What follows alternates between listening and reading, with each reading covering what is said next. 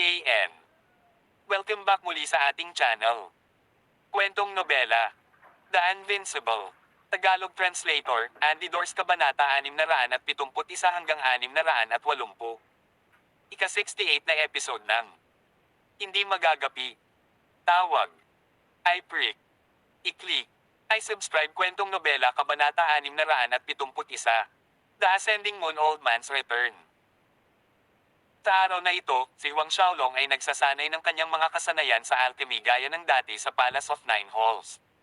Kumaway ang kanyang mga kamay at maraming elixir ang lumipad sa hangin na parang may sariling isip sila habang lumilipad sila, nagsasama-sama at nahuhubog sa ilang sinaunang banal na hayop.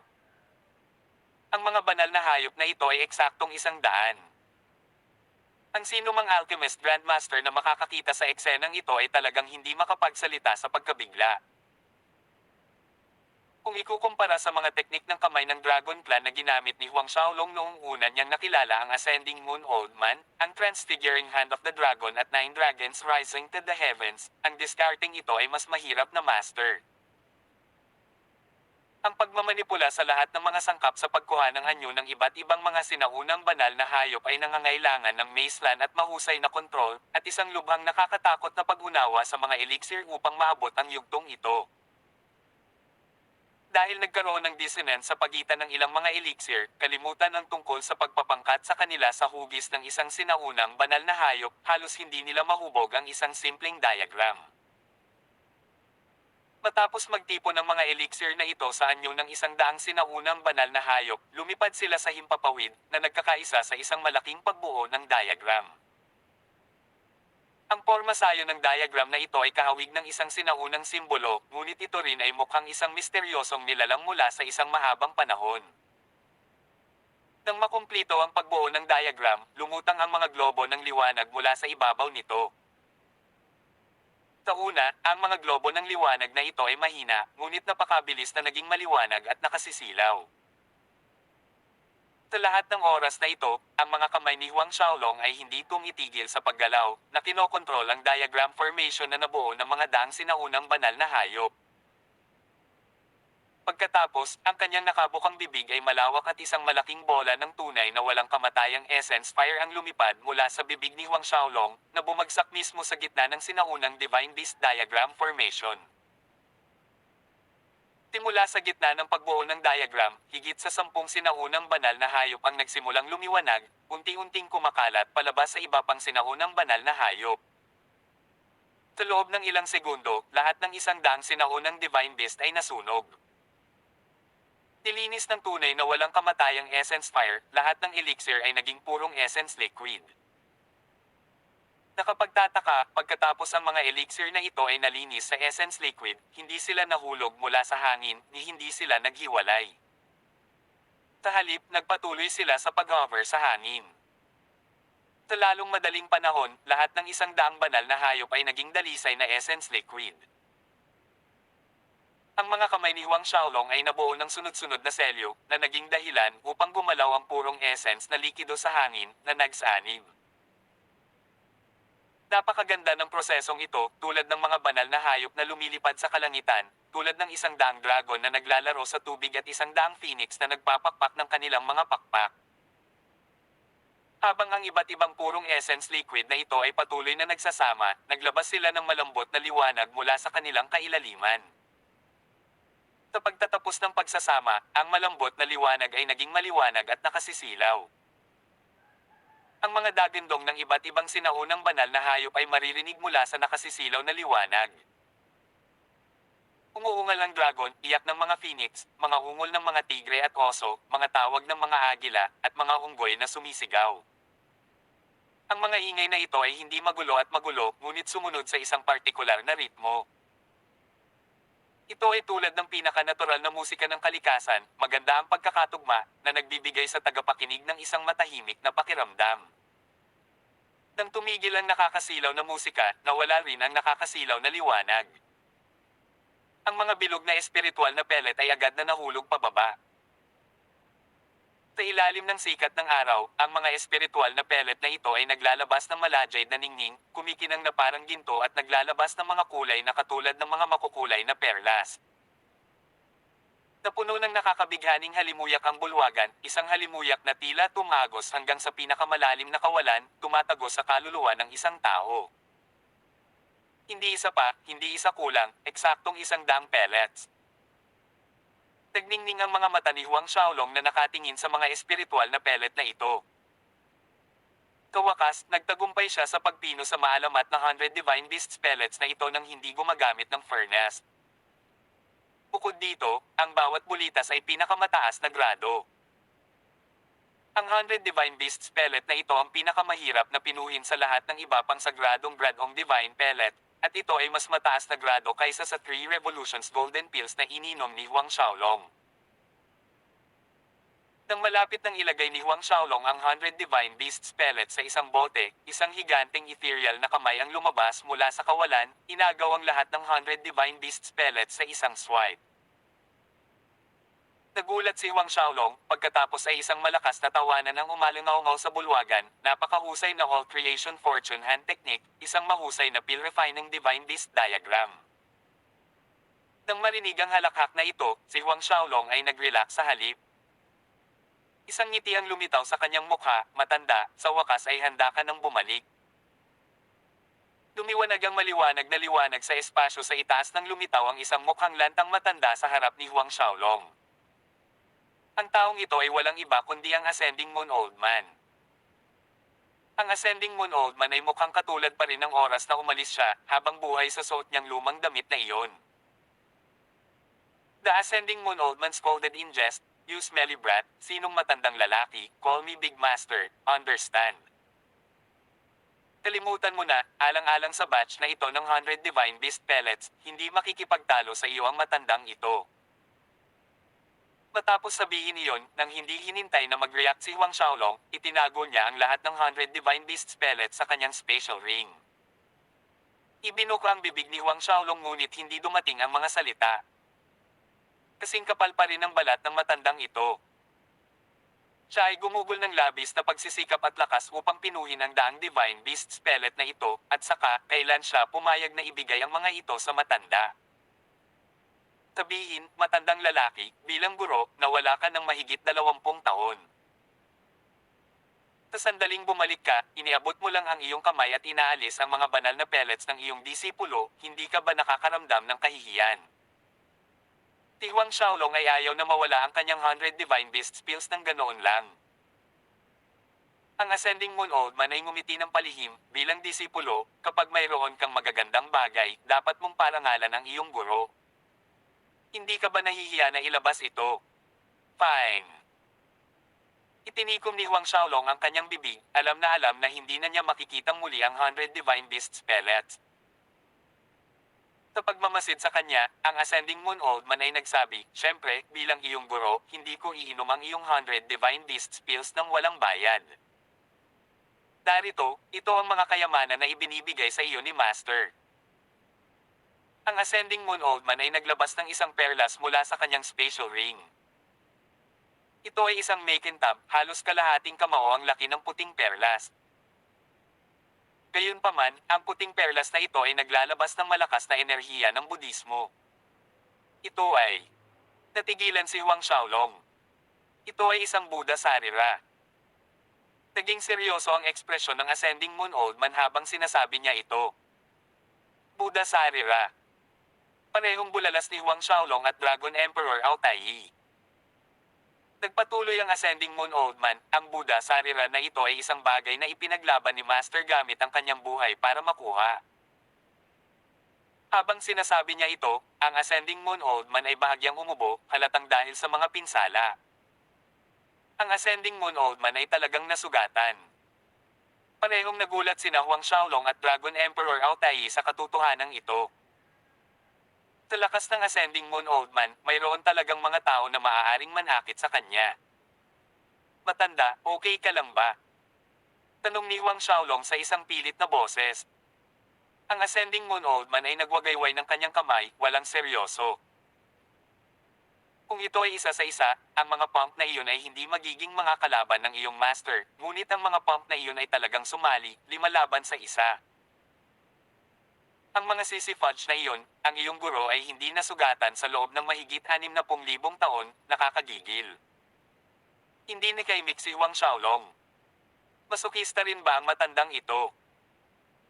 Ngunit kung titignan mula sa kanyang hitsura, ang ascending moon old man ay tila hindi masyadong nasaktan, kung hindi siya magbibiro na ito ay nakakakilig. Maingat na kinuha ni Huang Xiaolong ang Buddha Sarira mula sa kamay ng ascending moon old man. Nang nasa palad na ni Huang Xiaolong, ang Buddha Sarira ay naglabas ng mahinang banayad na ningning na binalot sa loob ni Huang Xiaolong. Ang Buddha Sarira ay nagbigay kay Huang Xiaolong ng isang matalik na pakiramdam. Mukhang hindi ka tinatanggihan ng Buddha Sarira na ito. Sa pagmamasid sa reaksyon ng Buddha Sariras, ang ascending moon old man ay natuwa, iyan ay isang kaluwagan. Tawag. I-prick. I-click. I-subscribe kwentong nobela. Hindi magagapi. Tagalog Translator, Andy Dors, Kabanata 672. Aalis sa Royal Peel City. Pagamat ang enerhiyang nasa loob ng isang Buddha Sarira ay mas mababa kaysa sa isang Diyos, ito ay maraming beses na mas mahusay kaysa sa High God Realm Beast Core na iyon na dati ng pinino ni Huang Xiaolong.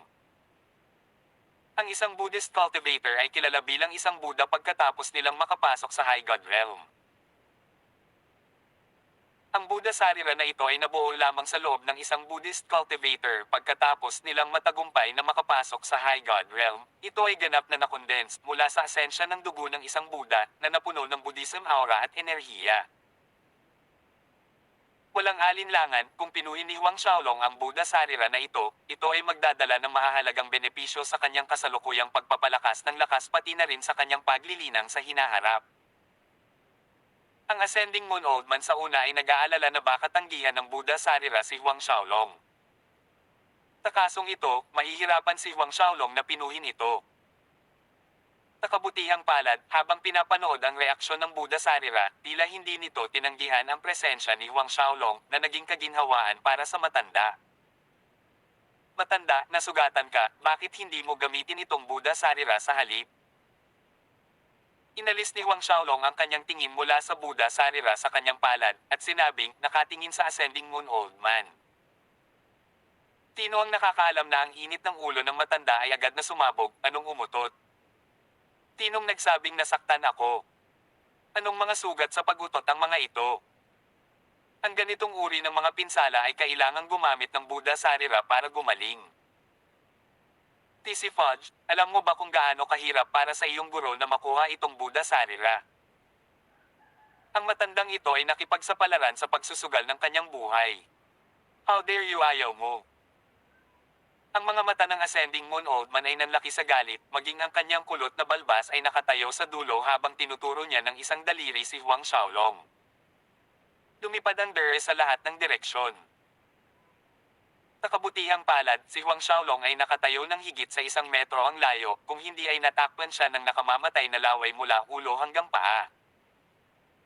Gaya ng nakagawian, si Huang Xiaolong ay natahimik habang nakaharap sa matanda. Bakit napakadrama ng matandang ito, hindi ba ito ay isang Buddha Sarira lamang? At muli, pinagmamasdan ng labis na galit na mukha ng ascending moon old man, isang mainit na pakiramdam ang kumalat sa kanyang puso. Naunawaan ni Huang Xiaolong na ang matanda ay nag-aatubili na gamitin ang Buddha Sarira sa kanyang sarili dahil sa kanya. Biglang ngumiti si Huang Xiaolong, pinutol ng matanda, mabuti, matanda, makikinig ako sa iyo at gagamitin itong Buddha Sarira. Kontento ka na ba?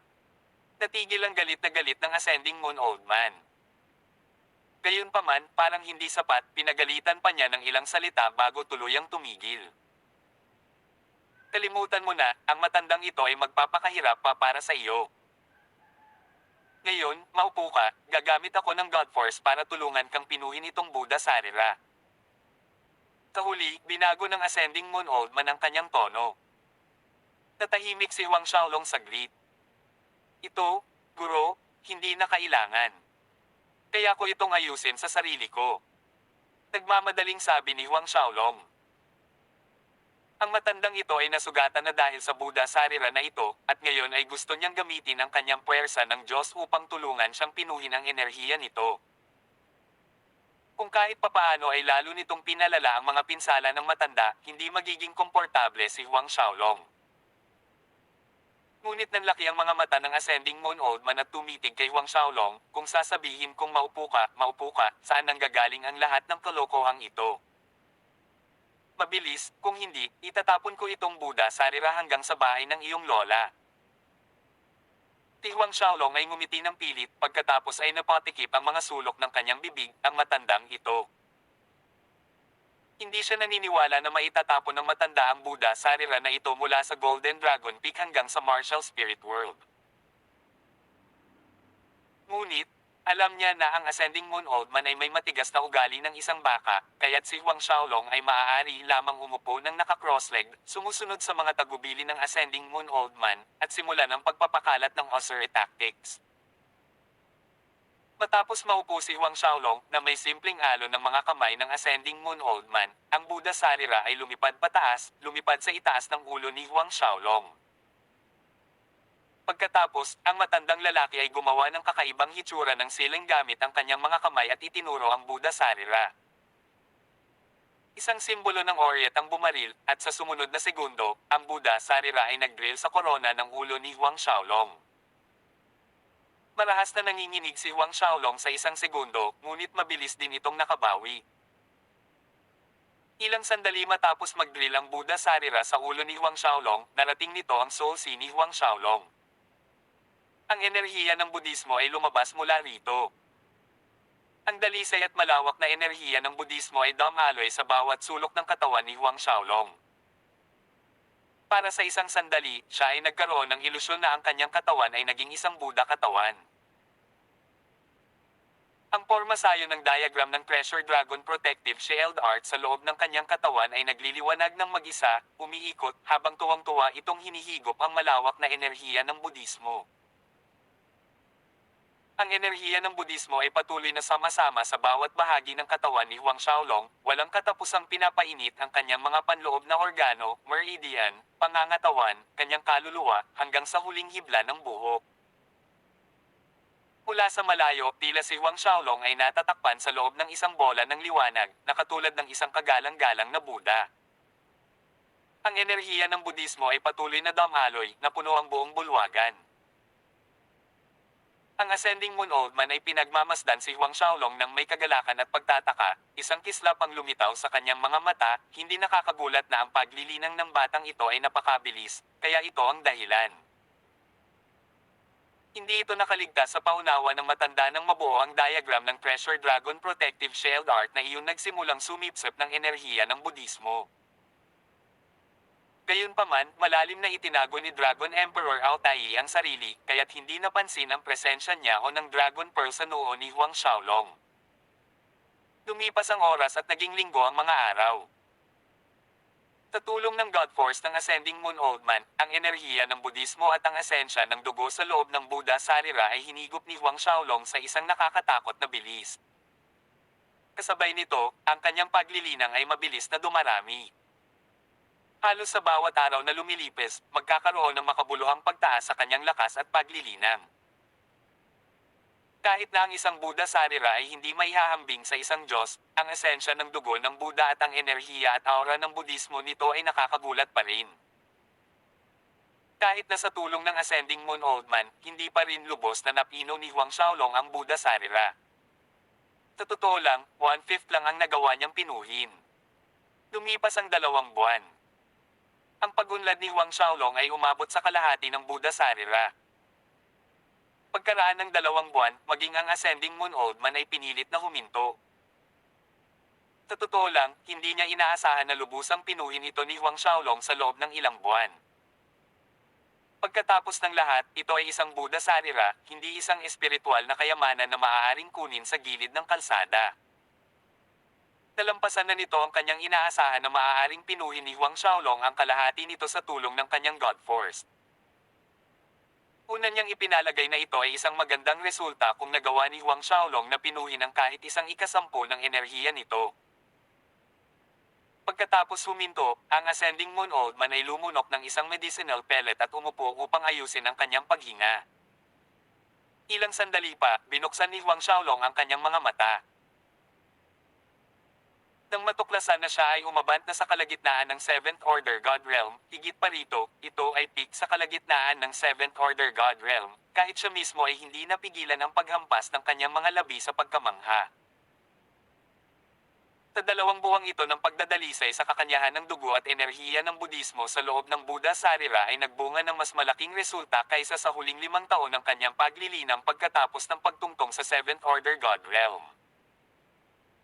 Tinuri ni Huang Xiaolong ang kanyang kalagayan at napansin na ang Buddha Sarira ay mas maliit sa kalahati at malapit sa kanyang puso.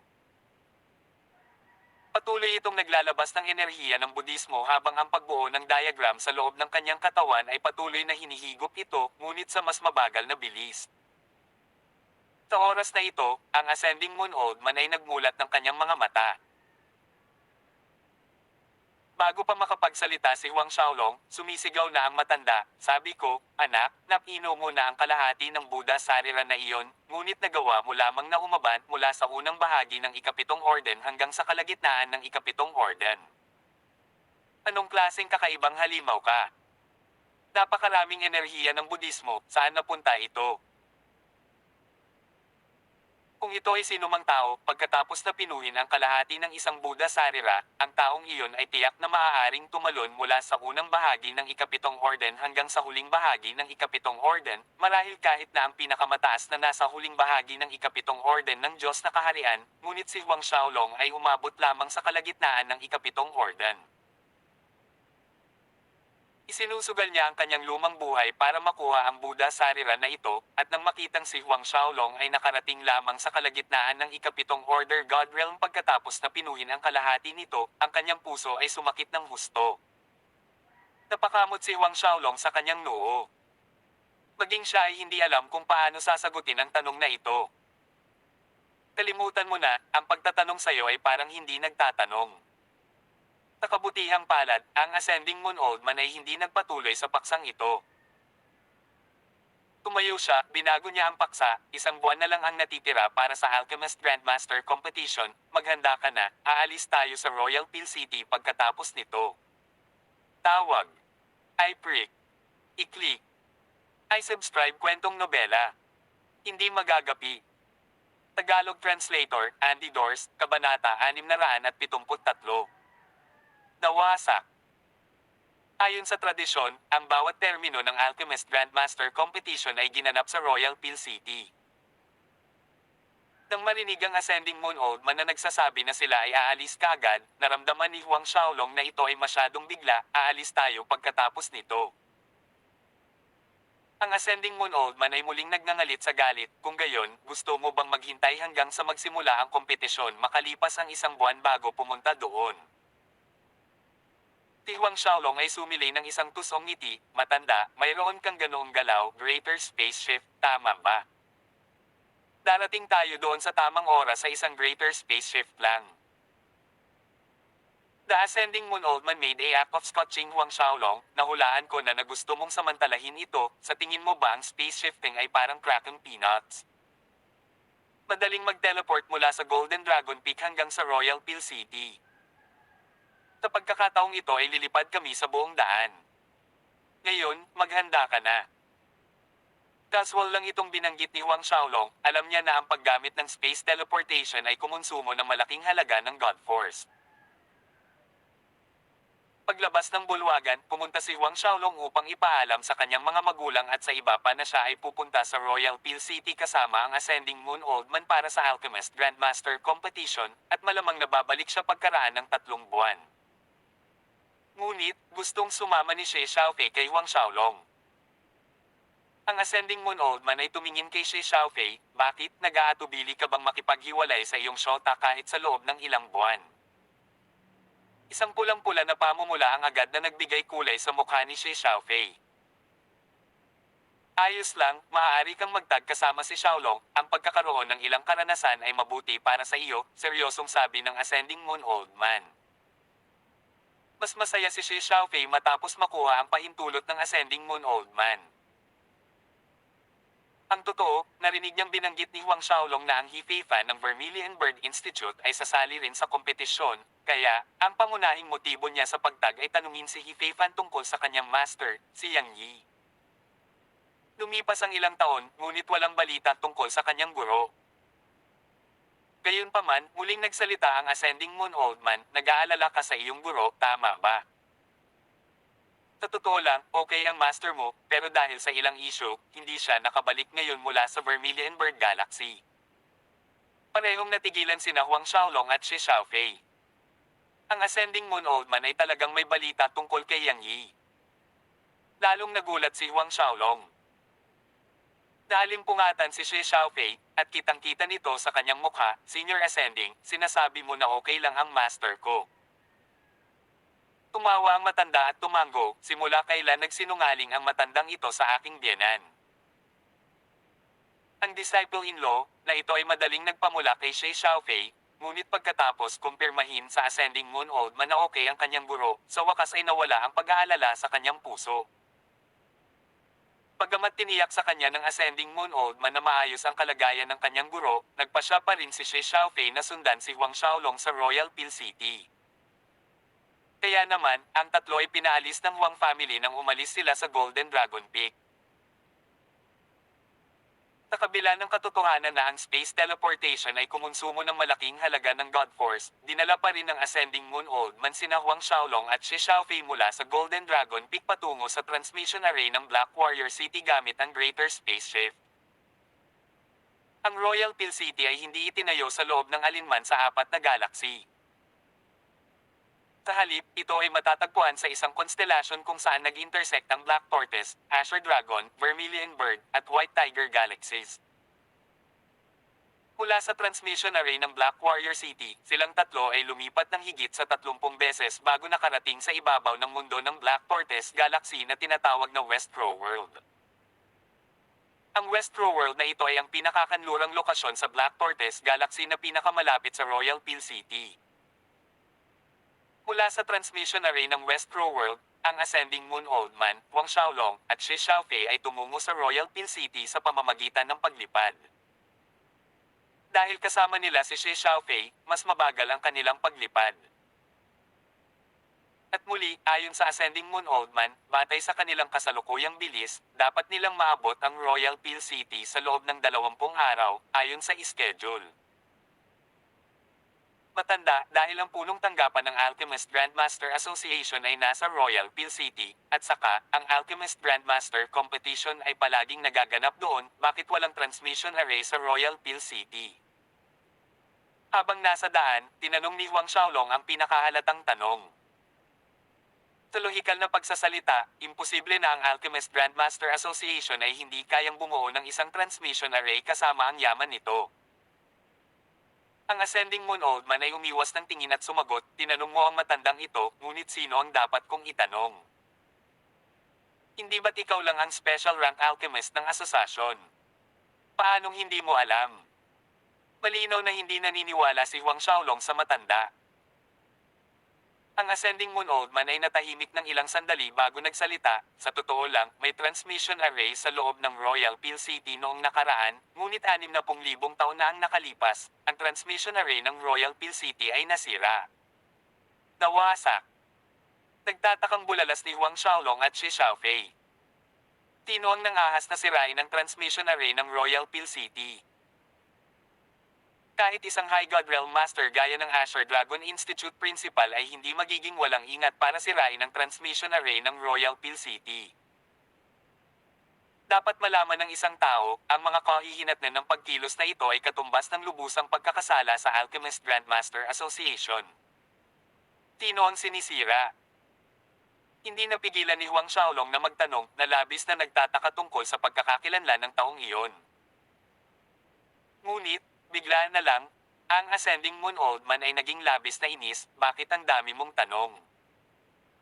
Kung gusto mong malaman, alamin mo ang sarili mo mamaya. Dumubog ang kanyang matandang mukha na parang may naaalala.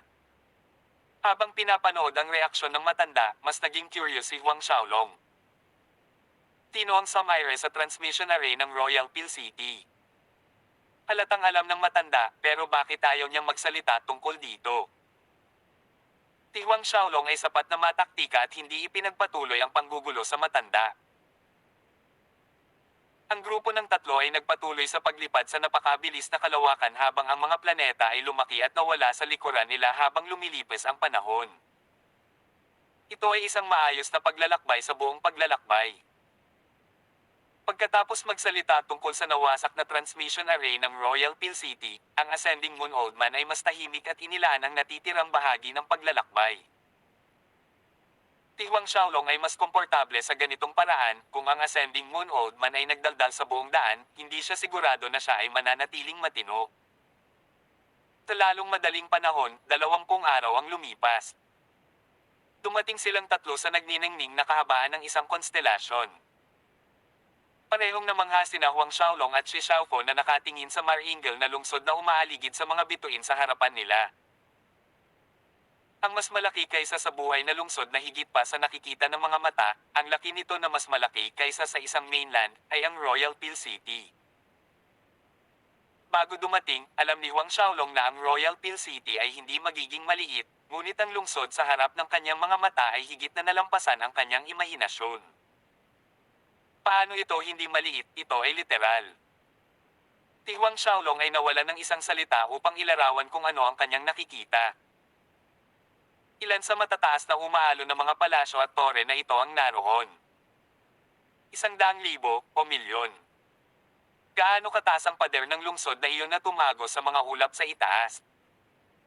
1,000 zang o higit sa 10,000 zang. Ano, nagulat. Pinagmamasdan ng ekspresyon ng kanilang mga mukha, ang Ascending Moon Oldman ay nagpakita ng isang matagumpay na ngiti na para bang pag-aari niya ang Royal Peel City na ito. At muli, talagang nagulat sina Huang Xiaolong at Shi Xiaofei. Halika, bumaba tayo at maghanap ng magandang inn na may restaurant at pakainin ang ating mga tiyan ng masarap na pagkain. Mariing sinabi ng Ascending Moon Oldman, ang Royal Peel Wine ng Royal Peel City ang tunay na bagay. Hindi na hinintay na mag-react sina Huang Xiaolong at Shi Xiaofei, lumipad pababa ang matanda patungo sa Royal Peel City. Walang magawang umiling si Huang Xiaolong at hinabol ang matandang kasama ni Shi Xiaofei. Papalapit sa Royal Peel City, tila mas malaki pa ang lungsod sa mga mata ni Huang Xiaolong. Nakapalibot sa lungsod ay malabo na mga kumpol, at sa itaas ng lungsod mismo ay mga bituin na naglalabas ng malambot na liwanag, na nagpapakita ng isang uri ng surreal na kagandahan. Pagkatapos ng 2 oras na paglipad, ang grupo ng tatlo ni Huang Xiaolong ay nakarating sa Royal Peel City. Nakatayo sa harap ng lungsod, nakatingin sa napakalaking pintuan ng lungsod na 10 kilometro ang lapad, biglang naramdaman ni Huang Xiaolong na ang mga tao ay walang pinagkaiba sa mga langgam. Pagkatapos magbayad ng 300 Saint Grade Spiritual Pellets, silang tatlo ay tumungo sa Royal Peel City. Ang masaganang espiritual na enerhiya na nakikihalo sa isang mahinang halimuyak na panggamot ay sumugod kay Huang Xiaolong. Tawag. I-prick. I-click.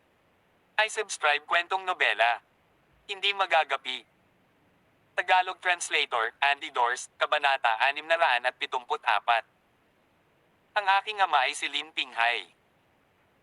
Nagulat si Huang Xiaolong, ang espiritual na enerhiya dito ay talagang mas makapal kaysa sa Black Warrior Institute kahit na ang kalidad nito ay mas mataas pa.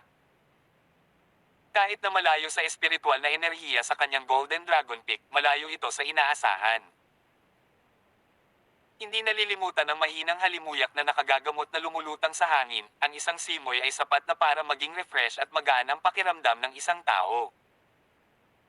Sa pagtingin sa paligid, napansin ni Huang Xiaolong na ang panggamot na halimuyak ay talagang lumabas mula sa loob ng mga tindahan na nakahanay sa mga lansangan. Nabigla. Ang totoo, mayroong espiritual na pagtitipon ng enerhiya sa bawat kalye. Kung gaano karaming mga porma sayon sa pangangalap ng espiritual na enerhiya ang mayroon sa buong Royal Peel City, kahit ang matandang ito ay hindi alam. Ngunit tiyak na higit sa 10,000 sa kanila. Isang kampante na tingin ang lumitaw sa mukha ng matanda. 10,000 porma sayon. Malapit nang sumigaw sina Huang Xiaolong at Shi Xiaofei. Pagamat nahulaan ni Huang Xiaolong na magkakaroon ng napakaraming mga porma sayon sa pangangalap ng espiritual na enerhiya sa loob ng Royal Peel City, ang halagang ito ay masyadong nakakasakal at lumampas sa kanyang unang pag-aakalang milya-milya ang layo. Si Xiaofei ay nagulat din, ang kanyang maliit na mukha ay nagpahayag ng malinaw na hindi paniniwala. 10,000 mga porma sayon sa pagtitipon ng espiritual na enerhiya. At malamang na higit pa doon. Dapat maunawaan ng isang tao, ang paglalatag ng isang espiritual na pagbuo ng pangangalap ng enerhiya ay nangangailangan ng malaking halaga ng mga mapagkukunan. Kahit na ang pinakamaliit na porma sayon, ang isang pamilya sa unang ranggo ay itinuturing na mas mahusay sa pamamagitan lamang ng pagkakaroon ng ilan sa kanila. Ang mas mataas na ranggo ng mga super force at pamilya ay may hindi hihigit sa 100 sa mga pinakamaliit na laki ng mga porma sayon na nangangalap ng enerhiyang espiritual. Terra, sa Royal Pillhouse muna para makakuha ng magandang upuan, ang lugar na iyon ay may kakilakilabot na waiting line. Nag-iba ang tono ng Ascending Moon Old Man na hinihimok ang dalawa pa na kumilos ng mabilis, maliwanag na hinahangad ang Royal Pill Wine. Walang magawa si Huang Xiaolong habang pinagmamasdan ng matanda, ngunit napukaw ang interes niya sa Royal Pill Wine na iyon. Alam niya kung gaano kapili ang bibig ng matanda, isang alak na maaaring magpakita sa kanya na ang ekspresyon ay dapat na pambihira. Parehong sina Huang Xiaolong at Shi Xiaofei ay halos kinaladkad ng Ascending Moon Old Man papunta sa Royal Pill House, na medyo mabilis na nakarating sa kanilang destinasyon. Iba sa naisip ni Huang Xiaolong, bagamat abala ang Royal Pill House, wala masyadong customer. Hindi bababa sa hindi masyadong masikip na halos hindi makalakad. Para bang nakita niya ang pagdududa ni Huang Xiaolong, tumawa ang Ascending Moon Old Man, sabihin mo, munting disipulo, sa tingin mo ba ang Royal Pill Wine ng Royal Pill House ay maaaring tangkilikin ng sino man? Bagamat ang Royal Pill Wine ay una sa listahan ng dapat subukan sa Royal Pill City, hindi ito mura. Kahit na ang ilang elder ng first rank forces ay hindi kayang inumin ito. Si Huang Xiaolong at Shi Xiaofei ay natigilan, kahit na ang ilan sa mga elder ng first rank force ay hindi kayang inumin ito. Napakamahal ng Royal Pill Wine na ito. Habang nagsasalita ang Ascending Moon Old Man, hindi man lang bumagal ang kanyang mga paa, na dinala silang dalawa sa loob ng premise. Kahit na ang Ascending Moon Old Man ay hindi nakarating dito sa loob ng higit sa 10,000 taon, ang Royal Pill House ay halos hindi nagbago, at ito ay kitang-kita sa kadalian at pamilyar ng Ascending Moon Old Man habang pinangungunahan niya sila papasok. Eksaktong 100 ang bilang ng mga talahan na yan. Kanina, mula sa labas, ang lugar ay hindi mukhang matao, ngunit nang sila ay nasa loob, nakita ni Huang Xiaolong na halos lahat ng 100 mesa ay puno ng mga customer, na nagiiwan lamang ng 2 bakanting mesa. Gayunpaman, ang 2 mesang iyon ay nasa gitna mismo, kung saan mas madalas na dumadaan ang mga tao kaysa sa hindi. Ito ay isang masamang upuan. Imagine you enjoying some good wine, but there are always some people moves back and forth behind you. Magkakaroon ka pa ba ng mood na uminom? Bahagyang napakunot ang noo ng matanda. Sa oras na ito, 2 tao na nakaupo sa isang mesa sa tabi ng bintana ang tumayo, naghahanda na umalis pagkatapos nilang pakainin at mainom ng husto. Nang makita ito, ang matanda ay ngumisi, mukhang ang matandang ito ay lubos na pinapabore ng langit, ang swerte ko saan man ako magpunta. Inakay niya sina Huang Xiaolong at Shi Xiaofei patungo sa mesang iyon habang pinupuri ang sarili. Umupo silang 3 sa mesa malapit sa bintana. Ngunit, bago pa man uminit ang kanilang mga upuan, isang pares ng isang binata at babae ang dumating sa kanilang mesa. Pagkatapos ay nagsalita ang binata, ang mesa na ito ay unang nakita namin. Matandang lalaki, dalhin mo ang 2 ito, bumangon ka kaagad para sa young master na ito at gamulong sa mesang iyon. Itinuro niya ang natitirang 2 mesa sa gitna. Matayog at mayabang ang tono ng binata. Kitang-kita ito sa kanyang ugali na nakaugalian ng pag-alitan ng kanyang mga katulong, ang parehong tono ng panunumbat na ginamit niya sa Ascending Moon Old Man. Itong mesa sa tabi ng bintana, nakita rin ito ng binata, ngunit dahil sa mas malapit ang grupo ni Huang Xiaolong sa di kalayuan, nauna silang pumunta sa mesa. Dahil sa malakas na pag-alit na boses ng binata, nakuha nito ang atensyon ng mga customer sa paligid. Sa kanilang mga reaksyon, tila nakilala ng marami sa kanila ang binatang ito. Isa ito sa 4 young masters ng Royal Peel City, si Lin Yanhan. Ang kanyang ama ay ang Elder Lin Pinghay ng Alchemist Grandmaster Association. Yung tatlong yun, malas ang pagharap sa kanya. Kahit na ang Castellaning Ren ng Royal Peel City ay umiiwas sa 4 na young masters. Isang pakiramdam ng kasiyahan ang lumitaw sa puso ni Lin Yanhan na nakikinig sa mga bulala sa kanyang paligid. Ang kanyang tono ay lalong lumakas habang inuutusan niya ang grupo ni Huang Xiaolong. Bakit ang karamihan sa inyo ay hindi pa rin umaalis sa mesa? Gayunpaman, ang mesang ito ay unang nakita ng young master na ito, ngunit naglakas loob kang umupo dito. Ito ay lubos na ikinalungkot ng young master na ito. Nagningning ang kanyang mga mata nang bumagsak sila kay She Xiaofei. Iwanan mo ang babae para magbuhos ng alak para sa ating dalawa. Maliban kung ang young master na ito ay nasiyahan sa iyong serbisyo, huwag isipin na umalis sa Royal Peel House. Maliwanag ba? Nagtaas ng kilay si Huang Xiaolong. Pulang-pula ang mukha ni She Xiaofei sa galit. Ang Ascending Moon Old Man ay tumawa bilang tugon, si Fudge, hindi ka masaya, ngunit ang ancestor na ito ay mas malungkot. Sa sinabi nito, ang palad ng Ascending Moon Old Man ay direktang tumama sa hangin. Hindi pa nakapag-react si Lin Yanhan nang tamaan siya ng palad ng Ascending Moon Old Man, na pasuray-suray na napaatras mula sa puwersa ng mahigit 100 metro. Agad na nakita ng mga nakapaligid na customer na ang orihinal na gwapong mukha ni Lin Yanhan ay namamaga at naging sobrang ulo ng baboy, na parang napuno ito ng gas. Hindi napigilan ng magagandang dalaga ng ilang pamilya ang kanilang pagtawa nang makita ang mukha ni Lin Yanhan. Young Master Lin Yanhan, okay ka lang ba? Nag-aalalang tanong ng dalagang kasama ni Lin Yanhan. Hinawakan ni Lin Yanhan ang kanyang mukha. Nakaramdam siya ng matinding sakit, saglit siyang tumahimik sa hindi makapaniwala. May mga tao talaga na naglakas loob na salakayin siya sa Royal Peel City. Higit sa lahat, parang pulubi itong matanda. Matanda, patay ka. Siguradong patay kayong lahat. Ang aking ama ay ang elder ng Alchemist Grandmaster Association, huwag mangarap na umalis sa Royal Peel City. Ilang sandali pa, sa wakas ay nagising siya mula sa kanyang pagkabigla, sumigaw ng napakataas ng kanyang mga baga habang nakaturo sa Ascending Moon Old Man, Huang Xiaolong, at She Xiaofei. Ang kulubat na mukha ng Ascending Moon Old Man ay nanunuya, ang iyong ama ay ang elder ng Alchemist Grandmaster Association, at ako ang Grand Elder ng Alchemist Grandmaster Association. Ang Ascending Moon Old Man ay talagang nagsasabi ng totoo, hindi lamang siya ang nag-iisang special rank alchemist ng asosasyon, siya rin ang Grand Elder ng Alchemist Grandmaster Association. Ang Alchemist Grandmaster Association ay may 3 Grand Elder, at ang Ascending Moon Old Man ay isa sa kanila. Sa katunayan, dinala niya ang pinakasenyoridad sa kanilang 3, samantalang ang 2 pang Grand Elder ay maaaring ituring na kanyang mga junior. Karamihan sa mga elder sa Alchemist Grandmaster Association ay nakatanggap ng patnubay mula sa Ascending Moon Old Man sa isang punto sa kanilang buhay, kabilang ang ama ni Lin Yanhan, si Lin Pinghay.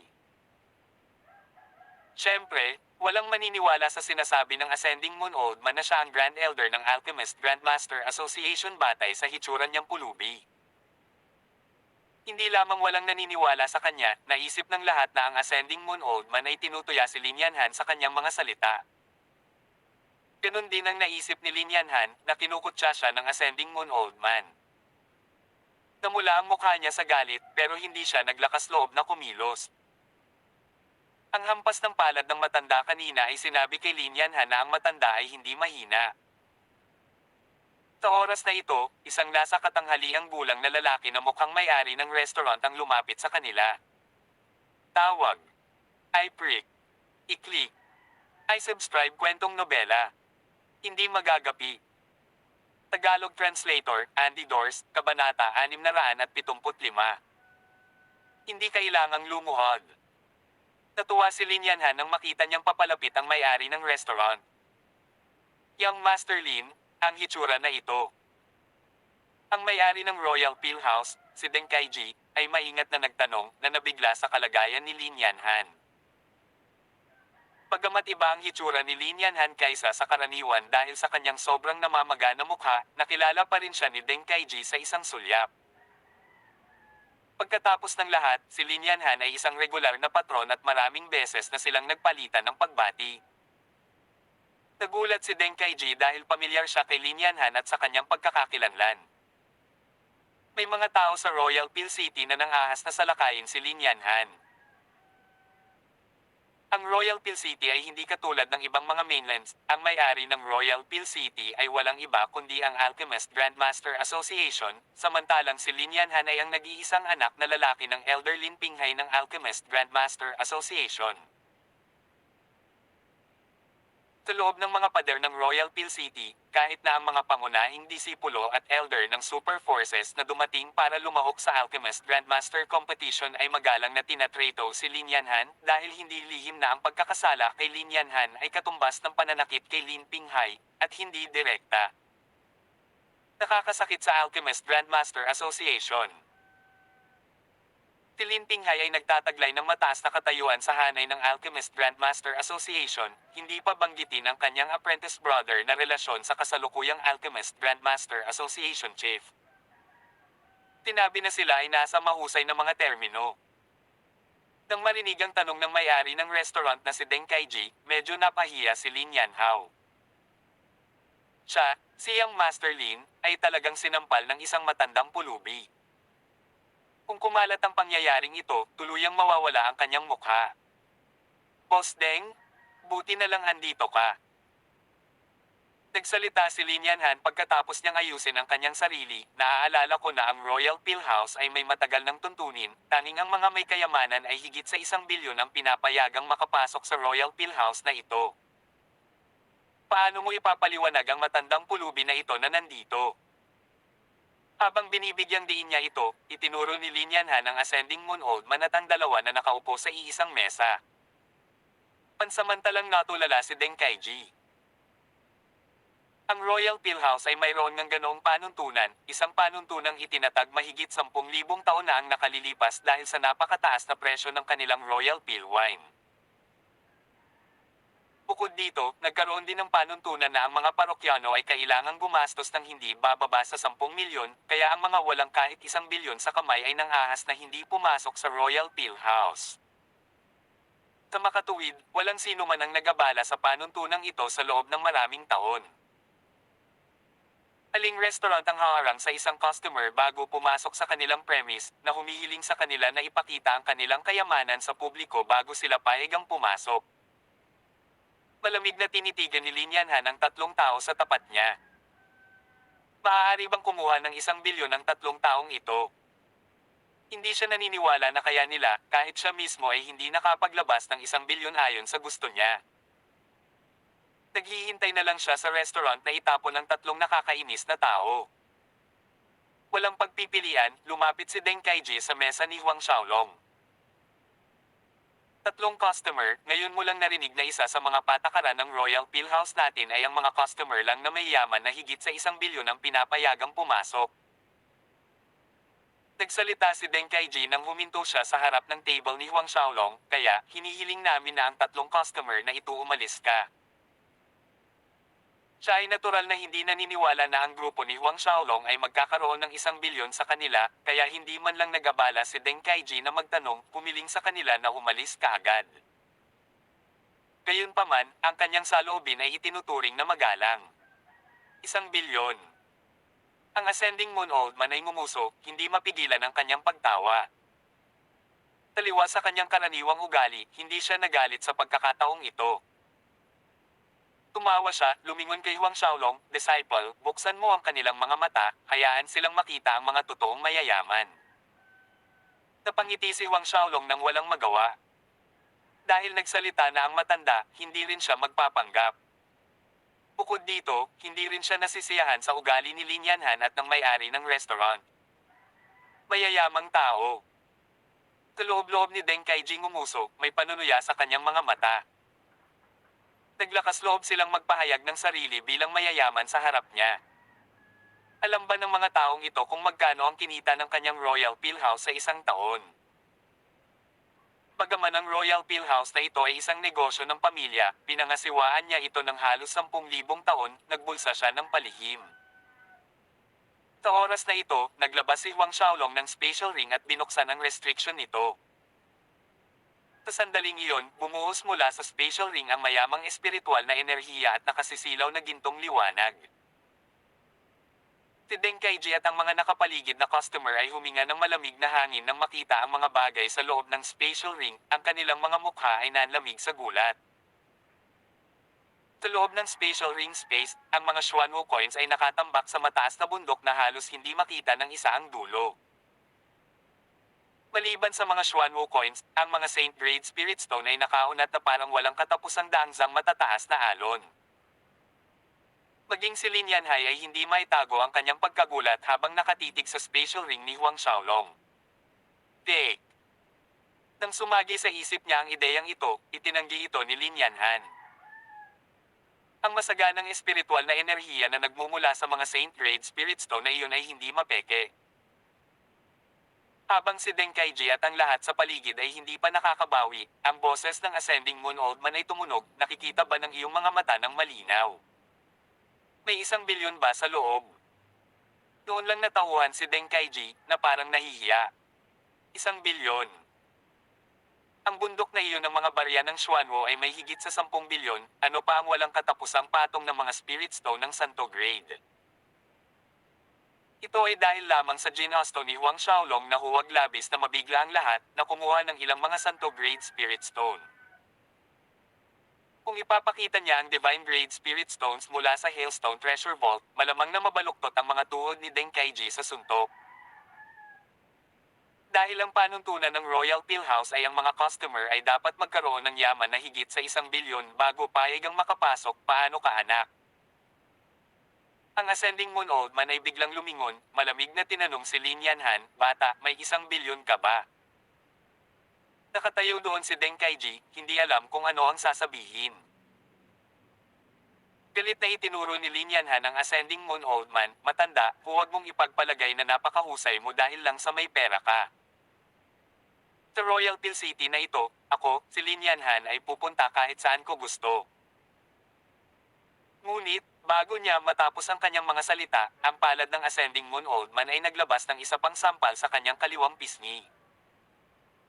Sa pagkakataong ito, pinaalis si Lin Yanhan mula sa gusali sa pamamagitan ng pangunahing pasukan na nahulog sa kalye. Lahat ay natulala. Bumagsak ang panga ni Deng Kaiji sa kanyang dibdib. Habang nakatitig si Deng Kaiji, ang Ascending Moon Old Man ay nagtanong sa kanya, sino ka sa batang iyon na si Deng Guang? Natigilan si Deng Kaiji bago niya napagtanto kung sino itong Deng Guang na sinasabi ng matanda. Si Deng Guang ang kanyang lolo sa tuhod, ang unang taong namamahala sa Royal Pillhouse. Samantalang siya, si Deng Kaiji, ang ika-6 na henerasyon. Nang marinig ng Ascending Moon Old Man ang pangalan ng kanyang lolo sa tuhod, si Deng Kaiji ay tumingin sa matanda ng may pagkamangha. Malinaw, hindi siya gustong maniwala na kilala talaga ng matandang ito ang kanyang lolo sa tuhod. Ngunit ang Ascending Moon Old Man ay malamig na sumimangot habang inilabas niya ang isang plain at ordinary look na tablet. Sa gitna ng tableta, may nakasulat na sinaunang pill na, Dan, character. Maaaring hindi makilala ng iba ang tabletang ito, ngunit bilang pinuno ng ika-6 na henerasyon ng Royal Pillhouse, paanong hindi ito makikilala ni Deng Kaiji? Isang nasasabik na panginginig ang bumalot kay Deng Kaiji habang naghahanda siyang lumuhod bilang pagsaludo sa may nakasulat, ngunit siya ay napigilan, tama na, hindi na kailangang lumuhod. Pumunta at dalhin ang Royal Pill Wine. Mabilis, mabilis. TC Fudge, hindi araw-araw pumupunta ang matandang ito, sobrang hirap para lang uminom.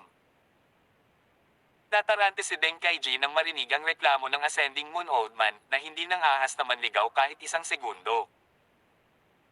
Matapos magalang na batiin ng Ascending Moon Old Man, dali-dali siyang umatras para personal na ihain ang Royal Pill Wine.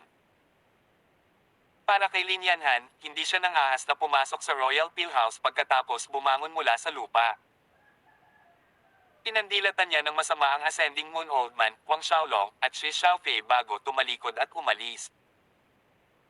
Ang galit sa mga mata ni Lin Yanhan bago umalis ay hindi nakaligtas sa mata ng Ascending Moon Old Man. Napabuntong hininga siya at nag-iisip sa sarili, kung hindi dahil kay Lin Pinghay na maituturing kong kalahating disipulo, ang pangalawang sampal na iyon ay mapilaya ng brat na ito. Alam ng ascending moon old man na hindi titigil si Lin Yanhan dito, gayunpaman, hindi niya ito isinapuso. Sa Royal Peel City na ito, talagang hindi siya nag-aalala sa kung ano ang mangyayari. Tawag. I-prick. I-click. I-subscribe kwentong nobela. Hindi magagapi. Tagalog Translator, Andy Dorst, Kabanata 676. Asher Dragon Divine Fire. Matanda, privilege card ba ng Royal Pillhouse ang tablet na iyon? Nagtataka na nagtanong si Huang Xiaolong nang makitang sapat na ang itim na tableta ng matanda upang takutin ang may-ari ng restaurant hanggang sa lumuhod. Ang ascending moon old man ay nagwagayway ng kanyang kamay sa paraang, sinabing, ito ay ibinigay sa akin noong nakaraan ng isa sa mga may-ari ng Royal Pillhouse. Kung hindi dahil gawa sa Black Phoenix Wood ang bagay na ito, matagal ko na itong itinapon.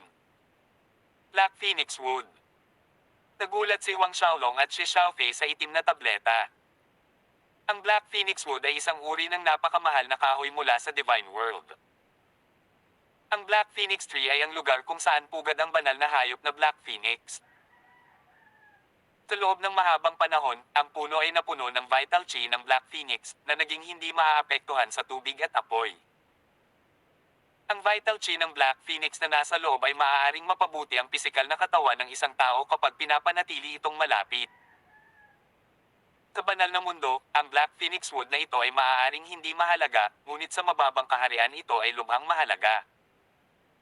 Ito ay isang bagay na hindi mabibili kahit na ang isa ay may pera. Ang ascending moon old man ay walang pakialam sa kabila ng nagulat na mga mukha ni na Huang Xiaolong at Xie Xiaofei, ang bagay na ito ay hindi kasing halaga ng iniisip ninyong dalawa. Habang nagsasalita siya, binuksan niya ang pitchel ng Royal Peel Wine na ipinadala ni Deng Kaiji. Isang mapanuksong amoy ng alak ang agad na umalangaw-ngaw. Ang pabango ng alak na ito ay nagparamdam kay Huang Xiaolong at Xie Xiaofei na muling binago at comfortable sa kanilang kaluluwa. Anak, sa totoo lang, ang Royal Peel Wine na ito ay gawa sa 1,000 uri ng spirit pellets. Habang pinapanood ang reaksyon ng dalawang kabataan, muling nagsalita ang matanda na may kampante na ekspresyon sa mukha. At lahat sila ay santo grade at higit sa spirit pellets. Si Huang Xiaolong ay tunay na nabigla. 1,000 uri ng saint grade at mas mataas na spirit pellets. Nagulat siya sa katotohanan ito, ngunit mas nabigla sa presyo ng alak na ito. Dapat malaman ng isang tao na ang presyo ng isang sagradong grado at mas mataas na spirit pellet ay hindi mas mababa sa isang saint grade spirit stone. 1,000 pellets. Hindi ba katumbas iyon ng 1,000 sagradong batong espiritu? Tapos, magkano ang halaga ng isang pitchel ng alak? Ang linya ng pag-iisip ni Xie Xiaofei ay napunta sa parehong direksyon tulad ng kay Huang Xiaolong, nagulat sa 1,000 uri ng sagradong grade spirit pellets at ang presyo. Tumawa ang matanda, natatakot. Ngunit, ang Royal Peel Wine na ito ay hindi kasing mahal ng iniisip mo. Bagamat ito ay niluto gamit ang 1,000 uri ng sagradong grado at mas mataas na mga spirit pellets, ito ay isa lamang ikasampu ng isang pellet o 2/10 ng isang pellet ang pinakamarami. Tungkol sa presyo, ito ay 10 milyong Xuanwu coins bawat pitchel. 10 milyong Xuanwu coins para sa isang pitchel. Natahimik si Huang Xiaolong. Ang matandang ito ay may pisngi upang sabihin na hindi ito mahal. Ang pagbili ng tirahan sa Cloudsea Mainland ay humigit kumulang 1 bilyon, kaya ang pagbili ng 100 pitchel ng Royal Peel Wine na ito ay parang pagkuha ng paninirahan sa Black Warrior City. Sa ganitong uri ng presyo, kahit ang mga elder ng super forces na may 1 bilyon sa kanila ay mag-iisip ng 3 beses bago pumunta dito. Kung ang isang pitchel ng alak ay 10 milyong Xuanwu coin na, halos hindi na magagawa ng isa ang 1 bilyon lamang dito. Mabilis na nilinggan ni Huang Xiaolong ang halos buong premise at sa loob-loob na umiling, tila maraming mayayamang tao sa mundong ito. Habang mabilis na sumulyap si Huang Xiaolong, palihim ding pinagmamasdan ng mga customer sa kanilang paligid ang mga tao sa mesa ni Huang Xiaolong. Ang isang simpleng pagpapakita ng kamay ay nagkakahalaga ng bilyon-bilyong Xuanwo coins at mga tambak ng Saint Grade Spirit Stone na maihahambing sa mga kilalang pamilya sa loob ng Royal Peel City. Ang nakakuha ng atensyon ng mga taong ito ay ang itim na tabletang inilabas ng matanda. Ano nga ba iyon? Ang itim na tabletang iyon na may nag-iisang karakter na peel ay talagang natakot sa may-ari ng Royal Peel House hanggang sa punto ng pagluhod ng may paggalang sa matandang lalaki na parang alipin habang personal niyang inihain ang alak sa mesa ng matanda. Baluktot ang kanyang baywang na may nakakabigay puri ng ngiti. Karaniwan, kahit ang kastele ng kanilang Royal Peel City ay kailangang makipag-usap ng magalang sa may-ari. Kaya naman, mas lalo silang na-curious sa pagkakakilanlan ng malapulubing matandang ito. Ngunit ito ay kung ang ascending moon old man ay hindi napansin ang mga mausisa na mga titig na nakadirekta sa kanya. Itinaas ang mangkok ng alak sa kanyang bibig, uminom siya ng isang subo at hinampas ang kanyang mga labi bilang pagpapahalaga. Ganyan pa rin ang lasa, napakasarap pa rin. Kung walang Royal Peel wine, ang pagpunta sa Royal Peel City ay walang kabuluhan. Matapos sabihin iyon, hindi pinapansin ang kanyang imahe, ginamit ng matanda ang kanyang manggas upang panasan ng alak na may mantsa sa kanyang balbas. Naramdaman ni Huang Xiaolong na nakakatuwa itong panoorin ang nakalalasing na ekspresyon ng matanda, ngunit labis siyang interesado sa lasa ng Royal Peel wine na ito, kung ito ay talagang kasing sarap ng mga papuri ng matanda. Kinuha ni Huang Xiaolong ang pitchel, pinunan ni Huang Xiaolong ang kanyang mangkok ng alak, itinaas ito, at sumubo. Sa pagpasok ng likido sa kanyang bibig, ito ay pakiramdam na makinis at mabango. Dahil sa aftertaste, nag-aatubili ang isa na ilagay ito. Pumukas ang mga butas ng kanyang buong katawan sa sarap. Si Huang Xiaolong ay nawala ng mga salita para ilarawan ang pakiramdam na ito. Kung ikukumpara sa lahat ng alak na natikman niya noon sa Royal Peel wine na ito, parang langit at lupa ang kaibahan. Sulit na sulit ang 10 milyon para sa isang pitchel. Ang kasalukuyang Huang Xiaolong ay hindi natatakot na gumastos ng pera, natatakot lamang na walang lugar para sa kanya na gumastos. Pagkatapos niyang makapasok sa 7th Order, naging isang high-level na God Realm Cultivator, maaari na niyang i-condense ang spiritual energy mula sa void tungo sa Saint Grade Spirit Stones. Karaniwang hindi umiinom si Shi Xiaofei, ngunit sa pagtingin sa reaksyon ni Huang Xiaolong, na-intrigue siya, kaya nagbuhos ng kaunti sa kanyang mangkok ng alak at humigop ng kaunti.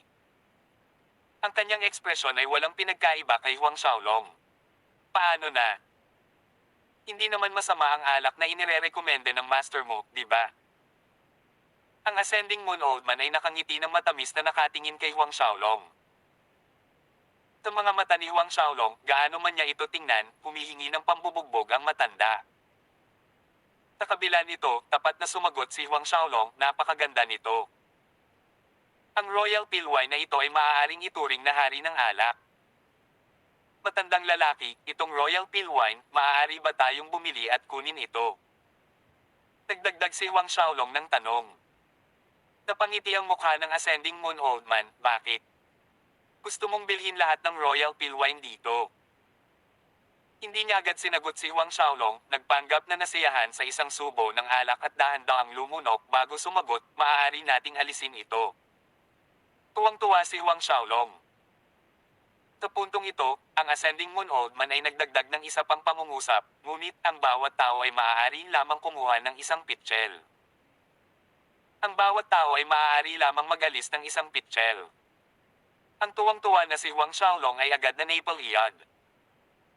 Pagkatapos ay pinandilatan niya ng galit ang ascending moon old man sa tapat niya. Halatang kusa itong ginawa ng matandang ito, nagsasalita ng kalahating pangungusap, nagpapasaya sa kanya para sa wala. Hindi pinansin ng ascending moon old man ang matalim na tingin ni Huang Xiaolong, ito ang panuntunan ng Royal Peel House, walang makakasira dito. Hindi alintana kung sino ang pumasok, ang bawat tao ay maaari lamang mag-order ng isang pitchel. Si Huang Xiaolong ay namangha. Sa tingin mo ba napakadaling itimpla ng Royal Peel wine na ito? Iyong 1,000 sagradong grade at mas mataas na mga spirit pellets lang ang nangangailangan ng hindi mabilang na dami ng elixir, ilang oras ba ang kailangan ng mga alchemist sa pagpino sa kanila? Ang Ascending Moon Old Man ay inilibot ang kanyang mga mata sa kamangmangan ni Huang Xiaolong, pagkatapos ay biglang ngumiti ang matanda, ngunit sa tabletang ito, isang maaaring gawin ang pagbubukod. Sa pamamagitan nito, lahat ay maaaring mag-order at mag-alis ng 2 pitchel. Iwinasiwas niya ang itim na tableta sa harap ni Huang Xiaolong, mukhang masungit at matagumpay. Naramdaman ni Huang Xiaolong ang isang malakas na salpok na suntukin ang mukha na iyon. Sa susunod na sandali, gayunpaman, ang ingay sa loob ng restaurant ay tumaas habang pinag-uusapan ng mga customer ang isang bagay na nakakuha ng interes ni Huang Xiaolong. Sa isang mesa sa dulong sulok, 4 na tao ang nag-uusap tungkol sa paparating na Alchemist Grandmaster Competition. Narinig mo ba lahat? Nakuha ng personal na disipulo ng Asher Dragon Institute Principal, si Siyang Mingji, ang Asher Dragon Divine Fire. Asher Dragon Divine Fire. Isa sa 4 na dakilang banal na apoy, ang Asher Dragon Divine Fire. Ayan yon. Kumalat ang balita na hindi lamang nakuha ni Siyang Mingji ang Asher Dragon Divine Fire, ngunit siya ay ganap na isinama sa banal na apoy. Nandito siya kasama ang Asher Dragon Institute Principal para lumahok sa Alchemist Grandmaster Competition. Sa palagay ko, ang pilking ng terminong ito ay walang iba kundi siya. Ang bawat nagwagi sa unang lugar ng termino ay binigyan ng titulong pilking. Tawag. I-prick. I-click. I-subscribe kwentong nobela. Hindi magagapi. Tagalog Translator, Andy Dors, Kabanata 677. Ang Alchemist Assessment. Asher Dragon Divine Fire. Nang mahuli ang mga salitang ito, ang mga mata ni Huang Xiaolong ay nanliit sa manipis na mga hiwa at sa loob-loob niya ay nabigla siya. Nakuha talaga ni Siyang Mingji ang isa sa 4 na dakilang Divine Fire, ang Asher Dragon Divine Fire. Pagamat walang ideya si Huang Xiaolong kung ano iyon, maaari niyang ibawas sa usapan na ito ay isang napakalakas na apoy. Para sa isang alchemist, maliban sa kanilang sariling mga kasanayan, ang kanilang sariling apoy ay napakahalaga din. Tulad ni Huang Xiaolong, kung hindi dahil sa kanyang tunay na immortal na essence fire, hindi magiging posible para sa kanya na pinuhin ang mga sagradong Gradong Divine Pellet gaano man kataas ang antas ng kanyang mga kasanayan sa pagpino. Maging ang Ascending Moon Old Man ay nagpakita ng sorpresang ekspresyon nang marinig ito. Siya ay nanatili sa Golden Dragon Peak sa loob ng isang dekada na nagtuturo kay Huang Xiaolong sa kanyang alchemy, kaya naunawaan niya ang ilang bagay na may kaugnayan sa disipulong ito.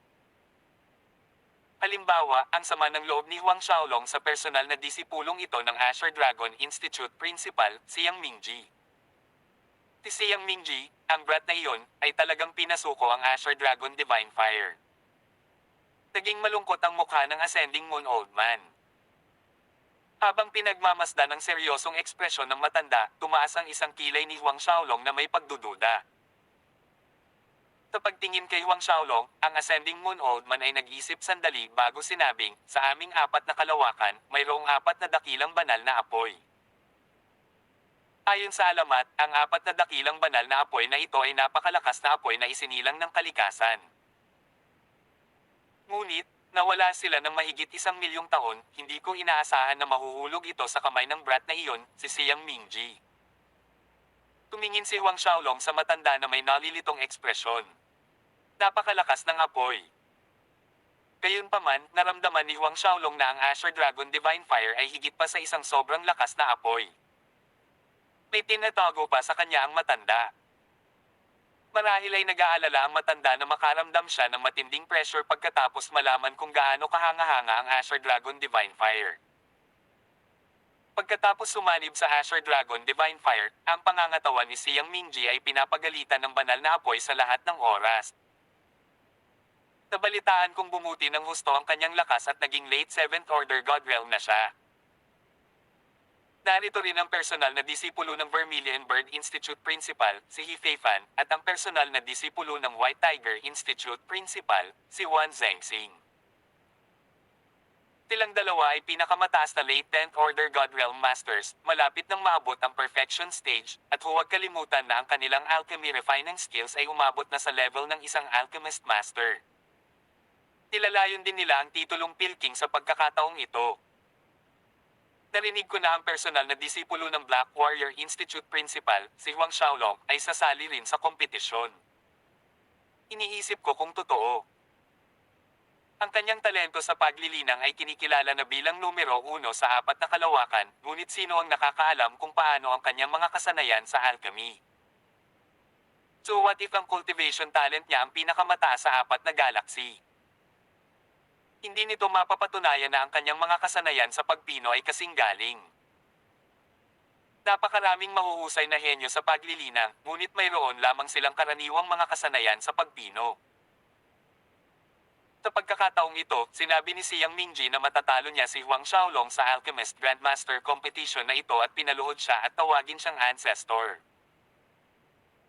Isang malamig na liwanag ang kumislap sa mga mata ni Huang Xiaolong nang marinig ito, lumingon siya para tingnan ang lalaking nagsalita. Gayunpaman, hindi napansin ng lalaking iyon ang ekspresyon ni Huang Xiaolong habang ipinagmamalaki niyang nagpatuloy. Sa totoo lang, nasaksihan ko ang sarili kong mga mata ng pinino ni Siang Mingji ang isang batch ng Wuji Divine Peel sa loob ng 3 oras. Ang 3 pang tao ay natigilan, Sacred Grade Divine Pellet, ang Wuji Divine Peel. At saka sa 3 oras. Nakakaloka. Ito ay higit pa sa kayang gawin ng ilang alchemist masters. Natatakot ka ngayon. Lumaki ang kasiyahan sa mukha ng lalaking iyon, sa tingin niyo kaya ni Huang, ano ang pangalan niya, Xiaolong? Maaari ba niyang pinuhin ang isang batch ng Wuji Divine Peel sa loob ng 3 oras? Kalimutan ng 3 oras, bigyan siya ng 3 taon, kahit na 300 taon, sinasabi ko na hindi pa rin niya ito magagawa. Nakapagtataka, ang Ascending Moon Old Man ay hindi nagalit nang marinig ito, pagkatapos ay ngumiti siya ng matamis kay Huang Xiaolong. Brat, mukhang walang masyadong tao na may magandang pagtingin sa iyo sa Alchemist Grandmaster Competition na ito. Tinigilan ni Huang Xiaolong ang kanyang tumataas na hangarin sa pagpatay, ang kanyang mukha ay kalmado at nag-compost. Sa mga nakaraang pagsusuri ng Black Warrior Institute, walang sinuman ang tumingin ng mabuti sa akin, kabilang si Master Feng Yang. Pero, sa huli, ako pa rin ang number 1. Ang Ascending Moon Old Man ay nagpahayag ng isang pambihirang pagpapahalagang ngiti, mabuti. Gaano ka dominant, kabayanihan, malakas ang loob, kalakasan, pagiging hari. Inilibot ni Huang Xiaolong ang kanyang mga mata. Ang matandang ito, anong malakas, anong makapangyarihan, anong hari? Ang daming kalokohan. Si Shi Xiaofei, na tahimik na nakaupo, ay malawak na ngumiti sa pakikinig sa pag-uusap ng master-disciple na ito. Mabuti, hayaan tayong uminom ng mga lalaki sa nilalaman ng ating mga puso. Inimok ng Ascending Moon Old Man, pagkatapos nito, kailangan pa nating maglakbay sa Alchemist Grandmaster Association. Sa Alchemist Grandmaster Association, naguguluhan si Huang Xiaolong. Ang Ascending Moon Old Man ay nagkunwaring naiinis, hindi mo binigyan ng kaunting pansin ang Alchemist Grandmaster Competition. Upang lumahok sa kompetisyon, ang una at pinakamahalagang kinakailangan ay ang pagkakaroon ng pagkakakilanlang alchemist na nakarehistro sa asosasyon. Paano ka sasali ng walang pagkakakilanlang alchemist? Si Huang Xiaolong ay nagpakita ng isang nakakahiyang ngiti, talagang hindi niya masyadong binibigyang pansin ang mga bagay na may kaugnayan sa Alchemist Grandmaster Competition, karamihan sa kanyang oras ay ginugol sa Golden Dragon Peak. Maliban sa paglilinang, nasanay lamang siya sa kanyang mga kasanayan sa alchemy. Sa makatuwid, talagang hindi niya alam na may ganoong pangangailangan para lumahok sa Alchemist Grandmaster Competition. Ngayon lang niya nalaman ang dahilan kung bakit siya gustong dalhin ng matanda sa asosasyon. Sa restricted quota na inilagay sa Royal Peel Wine, nakatadhana na hindi sila makakainom sa kanilang puso. Matapos maubos ang alak na inihain ng may-ari ng restaurant na si Deng Kaiji, tumayo ang Ascending Moon Old Man habang tinatapik ang kanyang tiyan, na humihiling ng higit pa. Umalis silang 3 sa restaurant, ngunit hindi bago kumuha ng tig-2 pitchel ng alak. Siyempre, lumabas ang pera sa bulsa ni Huang Xiaolong. Sa kabila ng hindi pagpunta dito sa loob ng ilang 10,000 taon, ang Ascending Moon Old Man ay nagmamanyobra sa mga lansangan ng may lubos na pamilyar. Hindi gaanong nagbago ang lungsod kahit lumipas na ang panahon. Hindi nagtagal, dumating sila sa punong tanggapan ng Alchemist Grandmaster Association. Pumasok sina Huang Xiaolong at Shi Xiaofei, na sumusunod sa likod ng Ascending Moon Old Man. Sa pagtingin sa napakarilag, engranding ngunit eleganteng gusali sa kanyang harapan, ang tingin ng Ascending Moon Old Man ay puno ng komplikado. May nostalgia, saya, excitement, pero may bahid din ng panghihinayang. Kakaiba ang naramdaman ni Huang Xiaolong nang mapansin ang panghihinayang sa mga mata ng Ascending Moon Old Man. Ano ang dapat pagsisihan sa Alchemist Grandmaster Association? 60,000 taon na ang nakalipas mula noong huli akong narito. Pamantong hininga ang Ascending Moon Old Man. Siguro kung nagbago na ang loob. Terra, pasok na tayo. Sa sinabi nito, siya ang gumawa ng unang hakbang sa pasukan. Dahil walang mga bantay na nakatalaga sa pasukan, ang kanilang mga aksyon ay hindi nahadlangan ng sinuman. Ito ay dahil naniniwala ang Alchemist Grandmaster Association na walang maglalakas loob na gumawa ng gulo dito. Sumunod sina Huang Xiaolong at Shi Xiaofei sa likod ng Ascending Moon Old Man. Pagtapak sa threshold, nakarating sila sa isang malaking bulwagan. Sa apat na sulok ng bulwagan ay may mga lumang hurno na naglalabas ng sinaunang aura at isang banayad na halimuyak ng gamot. Ang hindi inaasahan ni Huang Xiaolong ay ang dami ng tao sa loob. Ang mga tao mula sa lahat ng apat na kalawakan ay nagmamadaling lumahok sa Alchemist Grandmaster Competition, at tulad ni Huang Xiaolong, ang ilan sa kanila ay wala pang pagkakakilanlan ng Alchemist, habang ang iba ay sinamahan ng kanilang mga kaibigan upang panoorin ang kasiglahan. Kahit na ang Ascending Moon Old Man ay Grand Elder ng Alchemist Grandmaster Association, hindi niya ibinunyag ang kanyang pagkakakilanlan. Sa halip, sinabi niya kay Huang Xiaolong na pumila, kumuha ng numero, at tapat na maghintay sa kanyang turn. Habang naghihintay si Huang Xiaolong sa pagkakataong ito, si Lin Yanhan na bumalik sa kanyang asyenda sa malungkot na estado ay narinig ang kanyang nasasakupan na ulat na si Huang Xiaolong ay pumunta sa Alchemist Grandmaster Association upang kunin ang Alchemist Assessment. Hindi napigilan ni Lin Yanhan ang pagtawa nang marinig niya ito, kumukuha ng Alchemist Assessment. Pump, maghintay at tingnan kung paano kagagampanan ng young master na ito hanggang mamatay. Agad niyang pinamunuan ng isang grupo ng mga subordinate patungo sa punong tanggapan ng Alchemist Grandmaster Association. Kahit na hindi siya elder tulad ng kanyang ama, isa siyang Hall Deacon ng Alchemist Grandmaster Association. Bukod dito, siya ay isang intermediate rank Hall Deacon. Kung makapasa si Huang Xiaolong sa kanyang pagtatasa o hindi, ang isang salita mula sa kanya ay maaaring makaimpluwensya sa resulta. Tawag. I prick. I-click. I subscribe kwentong nobela. Hindi magagapi. Tagalog Translator, Andy Dors, Kabanata 678. Pagpino ng walang paben. Habang pinamunuan ni Lin Yanhan ang isang grupo ng mga subordinate hanggang sa Alchemist Grandmaster Association habang naglalabas ng mabangis na aura, si Huang Xiaolong ay nakaupo sa isang sulok ng bulwagan, naghihintay kasama ang Ascending Moon Old Man at Shi Xiaofei sa kanyang turn.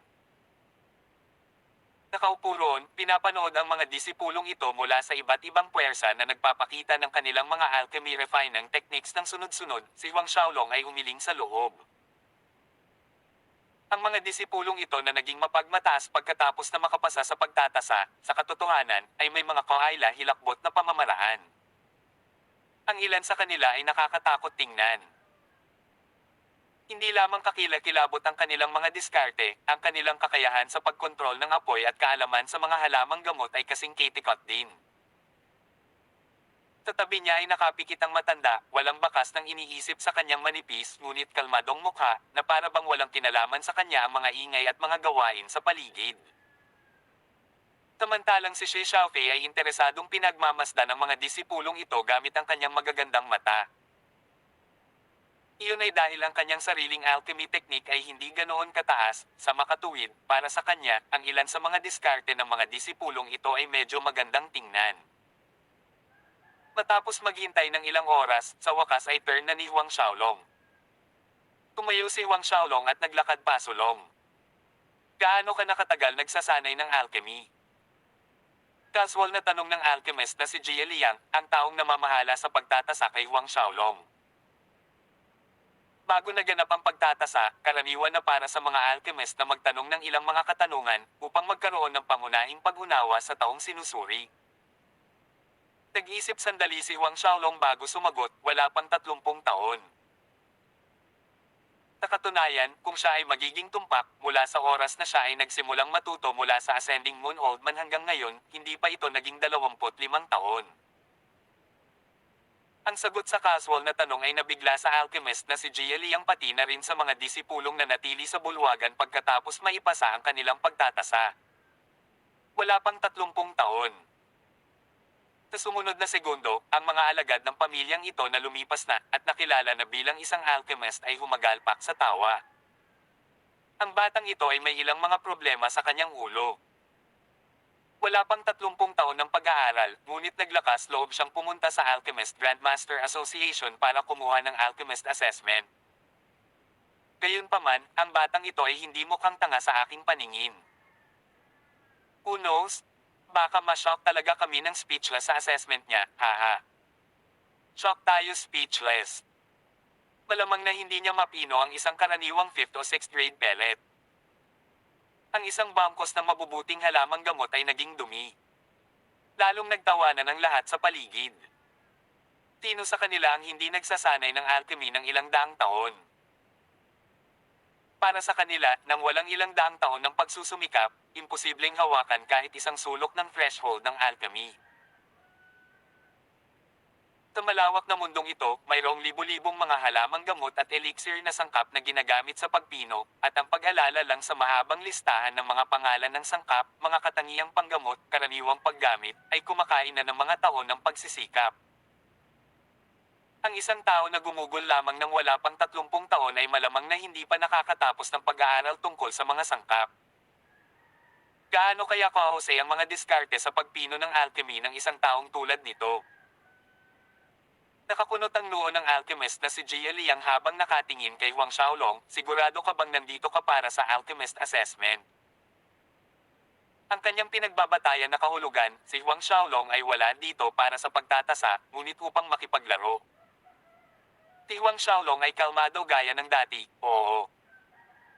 Lalong lumalim ang pagkunot ng noo ni Jia Liang, alam ba ng master mo na nandito ka para kumuha ng assessment? Nandito ba siya? Tumango si Huang Xiaolong, alam niya, at nandito siya. Itinuro niya ang isang sulok ng bulwagan sa nakapikit na Ascending Moon Old Man na mukhang nagde-daydream.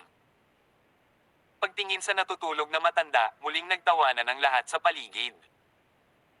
Ang matandang iyon ay ang guro ng batang ito. Parang pulubi mula sa isa sa mga sulok ng kalye ng Royal Pill City. Kaya ba parang nakita ko na ang matandang ito dati? Baka galing siya sa Beggars Association. Isa pang alon ng mapanuksong tawa ang umalingaungaw sa bulwagan.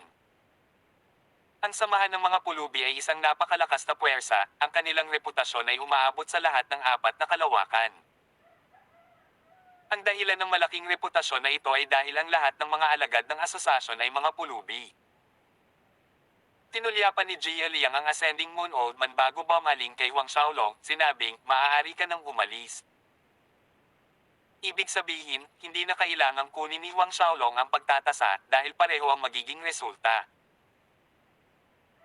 Nag-alinlangan si Huang Xiaolong, mukhang may ilang problema ang utak ng karamihan sa mga tao, sinusukat ang mga nagawa ng isang tao ayon sa oras na ginugol nila sa cultivation.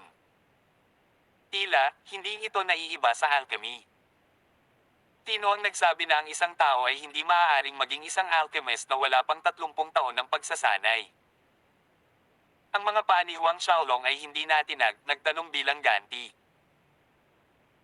Dahil lamang sa nag-practice sila ng mga diskarte sa alchemy sa loob ng higit sa 100 taon, sa palagay mo ba ay higit sa akin ang kanilang mga kasanayan? Ang sagot ni Huang Xiaolong ay agad na ikinagalit ng bawat disipulong nakapasa sa assessment. Punk, anong sabi mo? Sa tingin mo ay kwalipikado kang ikumpara sa amin. Tama, anong mga kwalifikasyon ang dapat ikumpara sa atin ng isang taong nag-practice lamang ng alchemy ng wala pang 30 taon? Sa yugtong ito, matigas pa rin ang paniniwala ng mga disipulong ito na mas mahusay sila kaysa kay Huang Xiaolong dahil lang sa ay nagsasanay ng alchemy ng mas matagal. Malungkot ang mukha ni Jia Liang nang makitang naglakas loob si Huang Xiaolong na tanungin siya, sige, hanggat magagamit mo ang mga sangkap na ito ng alchemy para pinuin ang isang heaven grade spirit pellet, ano man ang kalidad, pumasa ka. Pero, kung mabaygo ka, tatanggapin ko na naparito ka para manggulo, kaya huwag mo akong sisihin kapag pinalayas kita ng iyong pulubi na master. Ayon sa mga regulasyon ng Alchemist Grandmaster Associations, ang matagumpay na pagpino ng Heaven Grade Spirit Pellet gamit ang mga sangkap ng alchemy na inihanda ng asosasyon ay itinuturing na isang pass, na opisyal na naging isang alchemist. Nang marinig ito, bahagyang naging malamig ang ekspresyon ni Huang Xiaolong. Walang sabi-sabing gumalaw ang mga kamay niya sa ere. Lumipad ang mga sangkap ng alchemy na inihanda ng Alchemist Grandmaster Association. Ano ang pinaplano ng punk na ito? Hindi gumagamit ng pogen. Kaya talagang pumunta siya dito para manggulo. Hindi gumagamit ng furnace sa pagpino, sa tingin ba niya ay Alchemist Grandmaster siya? Habang pinapanood si Huang Xiaolong hanggang sa puntong ito, ang mga nakapaligid na disipulo ay nagsimulang tuyain at kutsain.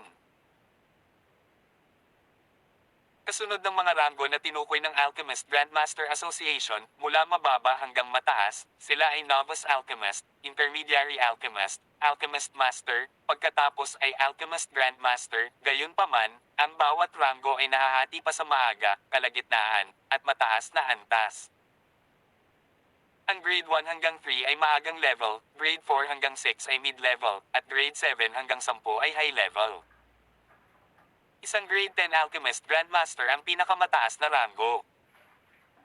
Sa pangkalahatan, pagkatapos lamang maabot ang kaharian ng isang mataas na antas ng Alchemist Grandmaster ay maaaring pinuhin ng isang tao nang hindi nangangailangan ng furnace. Iyon ang dahilan kung bakit malakas na tumanggi ang mga disipulong ito na maniwala na si Huang Xiaolong ay maaaring maging isang high-level na Alchemist Grandmaster. Maghihintay ba hanggang ngayon ang isang tao na may kakayahan ng isang mataas na antas ng Alchemist Grandmaster para kumuha ng pinakamababang antas ng pagtatasa ng Alchemist? Ito ay ganap na imposible. Naging madilim ang mukha ni Jia Liang habang pinapanood si Huang Xiaolong na magpatuloy ng hindi gumagamit ng furnace. Naisip din niya na si Huang Xiaolong ay talagang pumunta dito upang magpakatanga at ang kanyang init ng ulo ay nag-init. Ano ang kinuha ng punk na ito sa Alchemist Grandmaster Association? Isang lugar na maaari niyang puntahan para magpakatanga sa gusto niya. Ngunit, sa sandaling ito, nakita niya ang mga halamang gamot na lumipad paiikot-ikot sa hangin na bumubuo ng hugis ng isang dragon. Napatulala si Jia Liang. Ang mga nakapaligid na disipulo ay natulala din habang pinapanood ang Herb Dragon na lumulutang sa itaas ng Huang Xiaolong. Tawag. I-prick. I-click. I-subscribe kwentong nobela. Hindi magagapi. Tagalog Translator, Andy Dors, Kabanata 679. Tinong nagsabing pumasa siya sa assessment. Sa susunod na segundo, ang mahabang dragon na gawa sa mga halamang gamot ay nagsimulang gumalaw, na nagpapakalat ng banayad na amoy ng halamang gamot. Isang ideya ang pumasok sa isip ni Alchemist Jia Liang at ang kanyang mga mata ay nanliit sa pagmumuni-muni. Ito ang isa sa pinakamataas na ranggo ng alchemy hand technique ng sinaunang Dragon Clan, Transfiguring Hand of the Dragon. Ito ay hindi maaaring mali, ito ay dapat na ito, nagbabagong anyo na kamay ng dragon. Sa pag-iisip nito, hindi na napigilan ni Jia Liang ang kanyang kalmadong kilos, tumatalon sa kanyang upuan na may nasasabik na ekspresyon habang walang korap niyang tinitigan ang gumagalaw na damong dragon. Ang sinaunang Dragon Clan's Transfiguring Hand of the Dragon technique ay matagal nang nawala, ngunit ngayon ay muling lumitaw sa mundo. At saka, sa harap niya mismo nangyari. Siya ay nasa sabik, nabigla, at hindi makapaniwala. Malinaw na naalala ni Jia Liang na kapag ang kanyang ancestral grandfather ay nagsalita tungkol sa high-level alchemy techniques, sa pagbanggit ng Transfiguring Hand of the Dragon technique, magkakaroon siya ng lagnat na ekspresyon sa kanyang mga mata, walang katapusang papuri dito. Sa puntong ito, ikinaway ni Huang Xiaolong ang kanyang kanang kamay, nagpakawala ng bola ng itim na apoy na naging siyam na itim na apoy na dragon, na lumilipad patungo sa damong dragon. Habang pinapanood ang siyam na itim na apoy na dragon na ito, isa pang malaking daluyong ng pagkabigla ang tumama sa puso ni Jia Liang, pagkatapos ay tuwang-tuwa siya habang sumisigaw, "Nine dragons rising to the heavens. Oh God! Iyan ay siyam na dragons rising to the heavens." Ang sinaunang Dragon Clan ay nagtataglay ng isang mataas na gradong alchemy technique na mas mahusay pa kaysa sa Transfiguring Hand of the Dragon. Ang mga tulalang disipulo sa paligid ay napuno ng hindi paniniwala. Mayroon talagang isang tao na kayang kontrolin ang mga apoy sa lawak na ito, na ginagawa silang siyam na dragon ng apoy. Anong uri ng pamamaraan ito? Yung Nine Dragons Rising to the Heavens, na lumabas sa bibig ni Alchemist Jia Liang ang pangalan ng teknik na ito. Sa oras na ito, ang malupit na pangungutya ay naglaho, nag-iwan lamang ng pagkabigla, pagtataka, kawalan ng paniwala, at halo-halong iba pang emosyon. Tahimik na nanonood ang buong hall. Matapos maabot ng siyam na itim na apoy na dragon ang damong dragon, lumipad sila sa paligid nito sa patuloy na bilis. 10 dragon ang sumayaw sa hangin. Habang sila ay patuloy na gumagalaw, ang apoy mula sa siyam na itim na apoy na dragon ay unti-unting lumipat sa mga halamang gamot na bumubuo sa damong dragon. Isang manipis na patong ng apoy ang sugat sa paligid ng bawat damo at unti-unting lumapot, dahan-dahang natutunaw ang mga ito. Bagamat parang mabagal, sa katunayan, nangyari ang lahat sa loob lamang ng ilang paghinga. Ang maraming mga halamang gamot ay mabilis na pinino, ang kanilang mga dumi ay hinalis, na naiwan lamang ang pinakadalisay na likidong kakanyahan ng isang damo. Kasunod nito, sa ilalim ng pagmamanipula ni Huang Xiaolong, ang siyam na itim na apoy na dragon ay nagkonekta, na bumubuo ng isang malaking dragon ring, na lumilikha ng isang perimeter na may likidong asensya ng mga halamang gamot sa gitna. Ang mga nakapaligid na disipulo ay napanganga sa puntong ito. Ang excitement ni Jia Liang ay naging euphoria. Ito ang Dragon Circle Furnace Technique. Dragon Circle Furnace Technique. Bumubuo ng Dragon Circle na may sariling apoy, na hugis pagan, upang pinuhin ang purong likidong essence sa loob ng Dragon Ring. Sa harap ng mga mata ni Jia Liang, ang herb essence sa loob ng Dragon Ring ay kumikinang na may gintong liwanag, nakahawig ng mga mamahaling hiyas na patuloy itong umiikot pataas at pababa sa loob ng Dragon Ring area. Ilang sandali pa, nawala ang kumikinang na mga gintong ilaw. Pagkatapos, nabasag at nawala ang Dragon Ring. Nang lumiwanag ang tanawin, nakita ng lahat ang kumikinang na mga bulitas na kahawig ng maliliwanag na bituin na nahuhulog mula sa himpapawid. Sa sandaling iyon, isang malakas na halimuyak na panggamot ang napuno sa bulwagan, na nakalalasing sa lahat ng naruroon. Ito ay isang Santo-grade spirit pellet, ang Amorphous Star Pellet. Ito ay, bukod dito, lahat ito ay mga mid-Saint grade spirit pellets. Umalangaw-ngaw sa buong bulwagan ang mga gulat na bulalas nang mapagmasdan nila ang mga bumabagsak na pellets. Ang mga pellet na ito ay talagang Santo grade at hindi heaven grade.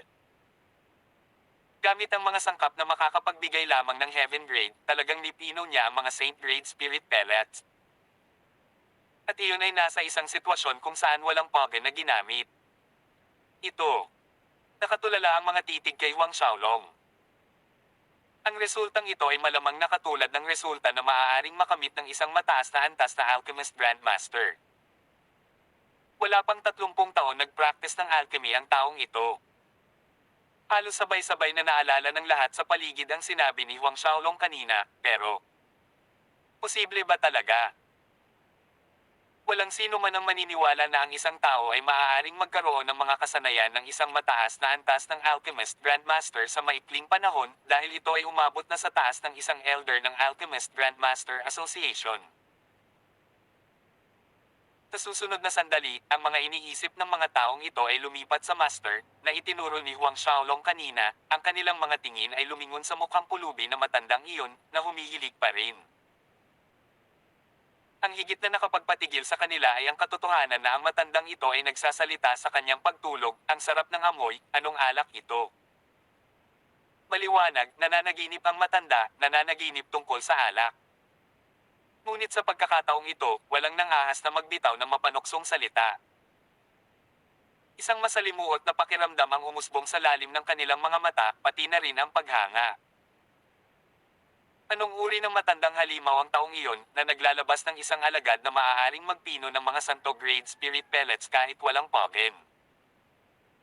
Sa pagtingin sa nagtatakang alchemist na si Jia Liang, si Huang Xiaolong ay nagtanong, nakapasa ba ako sa pagtatasa? Sa totoo lang, ang apoy na ginamit ni Huang Xiaolong kanina ay ang apoy ng kanyang Osere Battle Chi, ang Flame of Osere, sa halip na ang kanyang tunay na immortal na Essence Fire. Kung hindi, hindi ito magiging isang santo-grade amorphous star pellet lamang. At muli, ginamit lamang niya ang ikalima ng kanyang lakas. Ang alchemist na si Jia Liang ay natauhan sa tanong ni Huang Xiaolong. Sa ngayon, ang paraan ng pagtingin niya kay Huang Xiaolong ay ganap na nagbago. Nakatayo sa harap ni Huang Xiaolong sa ilang mabilis na hakbang, naging mapagpakumbaba siya at magalang, nakapasa si Senior sa assessment, bibigyan ko si Senior the Alchemist token at robe. Sa opinyon ni Jia Liang, ang mga kasanayan ni Huang Xiaolong ay maihahambing sa mga elder sa kanilang samahan, kaya't ang kanyang pagbati kay Huang Xiaolong ay sadyang nagbago. Bagamat hindi alam ni Jia Liang kung bakit sa mataas na antas ng mga kasanayan ng Alchemist Grandmaster ni Huang Xiaolong ay lalabas lamang para sa pagtatasa ng Alchemist ngayon, hindi siya ang lugar para magtanong. Nang marinig ni Jia Liang na tinatawag siyang senior, si Huang Xiaolong ay natulala saglit. Gayunpaman, mabilis niyang tinanggap ang pagdating ito ng walang katotohanan. Bilang personal na disipulo ng Ascending Moon Old Man, si Huang Xiaolong at ang Alchemist Grandmaster Association Chief ay may parehong katayuan, kaya tama lang na tawagin itong senior ng isang alchemist. Sa lalong madaling panahon, inilabas ni Jia Liang ang Alchemist Identity Token at robe ni Huang Xiaolong, magalang na iniharap sa kanya ang mga item. Nang kukunin na sana sila ni Huang Xiaolong, isang malakas na sigaw ang nagmula sa pasukan ng bulwagan, "Teka!" Masyadong biglaan ang sigaw, na agad na nakakuha ng atensyon ng lahat. Ang nagsalita ay walang iba kundi si Lin Yanhan na sumugod kasama ang kanyang mga nasasakupan. Nang makitang nakarating siya sa tamang oras, lihim na nakahinga si Lin Yanhan ng maluwag habang naglalakad siya papasok sa bulwagan na may malamig na panunuya sa kanyang mukha, sinusundan siya ng kanyang mga nasasakupan. Nang makita ni Jia Liang na si Lin Yanhan iyon, mahagyang kumunat ang noo niya, ngunit humakbang pa rin siya bilang pagbati, "All they can Lin." Itinagilid ni Lin Yanhao ang kanyang ulo at ibinuga ang kanyang dibdib habang tumatango siya kay Jia Liang. Pagkatapos, itinuro niya si Huang Xiaolong, ngayon lang ba kumuha ng alchemist assessment ang punk na ito? Nang marinig ni Lin Yanhan na tinatawag si Huang Xiaolong na punk, ang kawalan ng respeto ay naging dahilan ng pagkunot ng mga kilay ni Jia Liang dahil sa kawalan ng kasiyahan. Oo, bukod dito, nakapasa sa assessment ang senior na ito. Malamig na ngumuso si Lin Yanhao, nakapasa sa assessment. Sinong may sabi? Sabi ko hindi niya ginawa. Agad na bumagsak ang bulwagan sa isang awkward na katahimikan, malinaw na humalingaw-ngaw sa kanilang mga tainga ang mga salita ni Lin Yanhan. Ang mga ekspresyon ng nakapalibot na mga disipulo ay unti-unting naging nakakapukaw at napuno ng schadenfreude na nakatingin kay Huang Xiaolong. Alam nilang lahat ang pagkakakilanlan ni Lin Yanhan. Hindi nila inaasahan na sinaktan ni Huang Xiaolong si Lin Yanhan. Sa mapangakit na mga salita ni Lin Yanhan, tumahimik si Jia Liang saglit bago galit na saway, "Lin Yanhan, ano ang kahulugan nito? Naglakas loob ka bang makialam sa pagtatasa ng alchemist? Tawag. I-prick. I-click. I-subscribe kwentong nobela. Hindi magagapi." Tagalog Translator, Andy Dorst, Kabanata 680. Mas mabuting umalis kayong lahat. Umerba ang mga labi ni Lin Yanhan sa malamig na pagngisi habang pinapanood si Jia Liang na sinasaway siya sa publiko. "Jia Liang, naaalala mo ba ang iyong pagkakakilanlan?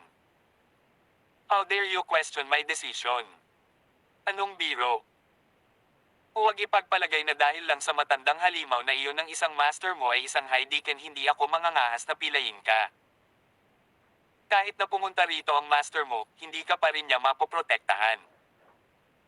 Sumabog ang galit sa mga mata ni Jia Liang, ngunit hindi na siya nagsalita pa. Kamulong sa gilid para sa master na ito. Itinulak ng kamay ni Lian Han si Jia Liang palayo sa kanya. Si Jia Liang ay sumuray-suray ng ilang hakbang bago pinatatag ang sarili, mukhang nagtatampo, ngunit pagkatapos ay bumantong hininga siya. Nilapitan niya si Huang Xiaolong na may magalang ngunit nagsisisi na kilos, "Senyor, pasensya na, ako." Umiling si Huang Xiaolong na nagsasabing, "Wala lang, umatras ka muna." Ang unang pag-uugali ni Jia Liang ay talagang naging dahilan upang hindi siya magustuhan ni Huang Xiaolong, ngunit ito ay naging mas mabuti. Naunawaan ni Jia Liang na kahit may puso siyang tulungan si Huang Xiaolong, wala siyang kapangyarihan. Kaya naman, tahimik siyang umatras sa gilid. Lumingon si Huang Xiaolong kay Lin Yanhan, nakatingin sa kanya na parang nakatingin sa isang patay na tao. Nang makita ni Lin Yanhan na si Huang Xiaolong ay naglakas loob pa ring tumingin sa kanya ng ganoong tingin, ang kanyang mapagmataas na ugali ay agad na naging galit. Itinuro ang isang daliri sa mukha ni Huang Xiaolong, sinabi niya, "Pump, wala ka bang maraming pera? Hayaan mong sabihin ko sa iyo na ngayon, gaano ka man kayaman, imposibleng makapasa ka sa pagtatasa na ito."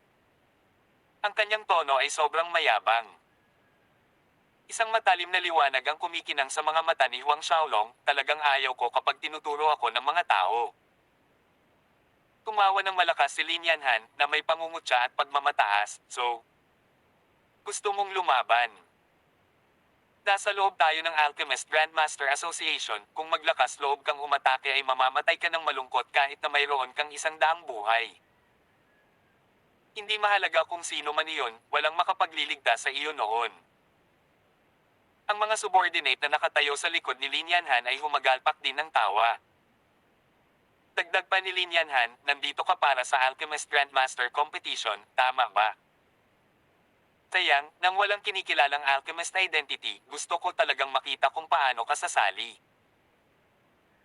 Habang sinasabi niya ito, ang kanyang ulo ay tumagilid na parang tandang na bumabati sa araw ng umaga, "Syempre, maaari kang magmakaawa sa akin.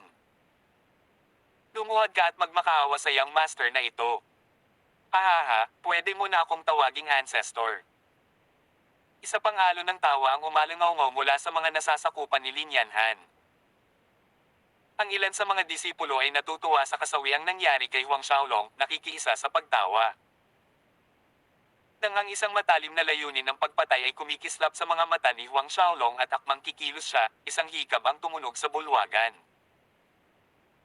Bagamat hindi ito malakas, tila mayroon itong hindi maipaliwanag na kapangyarihan na umaakit sa atensyon ng lahat. Napalingon ang lahat sa direksyon ng tunog, ngunit nakita na lamang nila na ang pulubi na matanda na kanina pa humihilik ay namumutla sa labi habang nananaginip ng alak, nagising at tamad na nag-uunat. Nang makita ang napakaraming tao na lumingon sa kanya, hinawakan ng matanda ang sarili niyang manipis na mukha, bumulong-bulong sa ilalim ng kanyang hininga, "Hindi kaya lalo akong gamwapo. Bakit lahat ng tao nakatingin sa akin?" Halos matisod ang bawat tao sa bulwagan. Kapal talaga ng mukha ng matandang ito. Pinaliwala ang kakaibang tingin ng lahat, ang ascending moon old man ay tumayo, binigay ang kanyang baywang, pagkatapos ay nagsagawa siya ng ilang mga ehersisyong pampalakas ng dibdib bago tuluyang naglakad papunta kay Lin Yanhan. Sumunod si Shi Xiaofei sa likuran niya. Habang pinapanood niya ang ascending moon old man na paparating, si Lin Yanhan ay nagulat at natakot. Ngunit, sa pag-iisip sa bilang ng mga subordinate na sumama sa kanya, bahagyang nakahinga si Lin Yanhan. Nagdala siya ng higit sa sapat na lakas ng tao sa pagkakataong ito, 5 master ng 7th at 8th Order God Realm. Higit pa rito, nagdala rin siya ng mahigit 12 ng 5th at 6th Order God Realm Masters.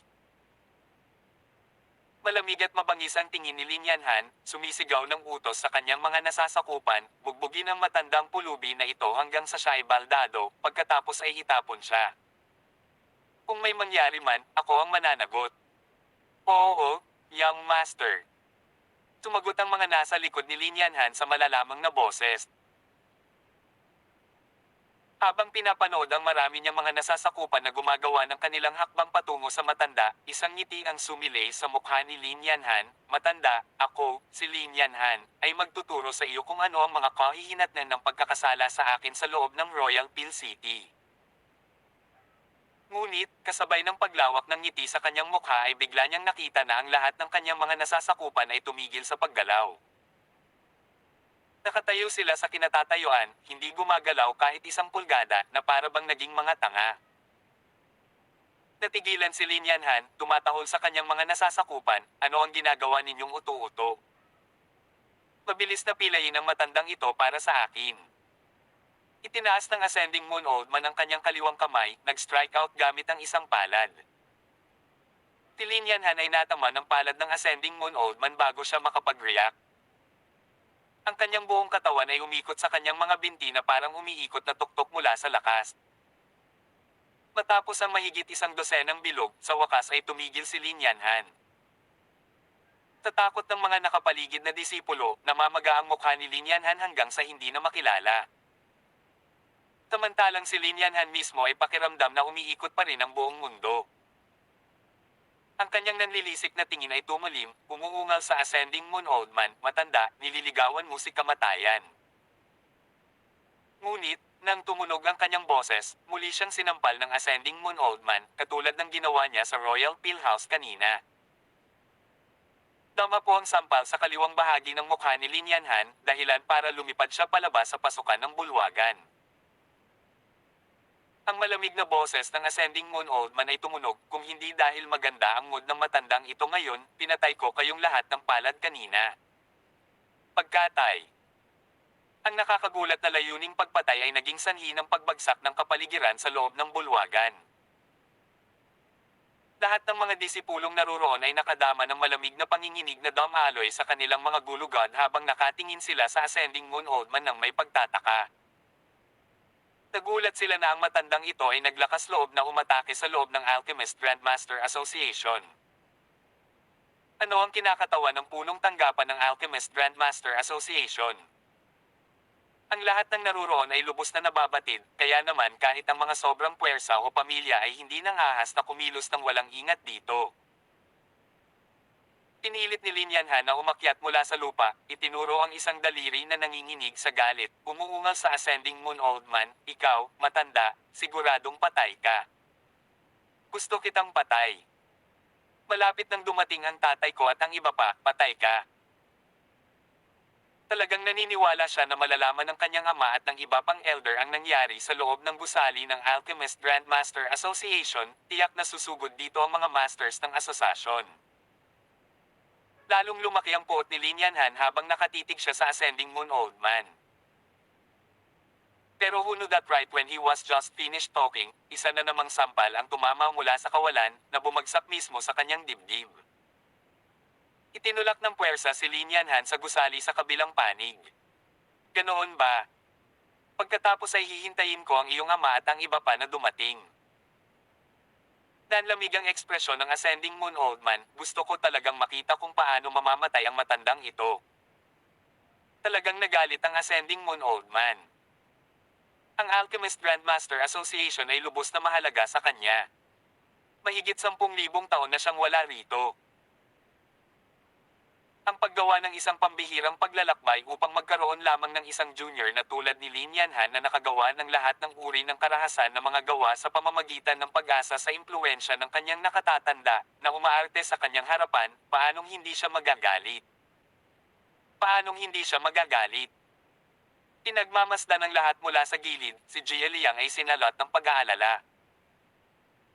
Maingat na humakbang sa tabi ni Huang Xiaolong, hinikayat niya, Senyor, hindi ba mas mabuti kung lahat kayo ay mabilis na umalis? Kapag dumating si Elder Lin at ang iba pa, natatakot ako. Nahulaan na niya na hindi simple ang pagkakakilanlan ng pulubi na matandang lalaki at nitong itim na buhok na binata, ngunit muli, hindi alintana kung gaano di simple ang kanilang pagkakakilanlan, na nakapinsala sa isang asosasyon na anak ng elder sa loob ng kanilang punong tanggapan. Ang mga kahihinatnan ay lubhang hindi kanais-nais.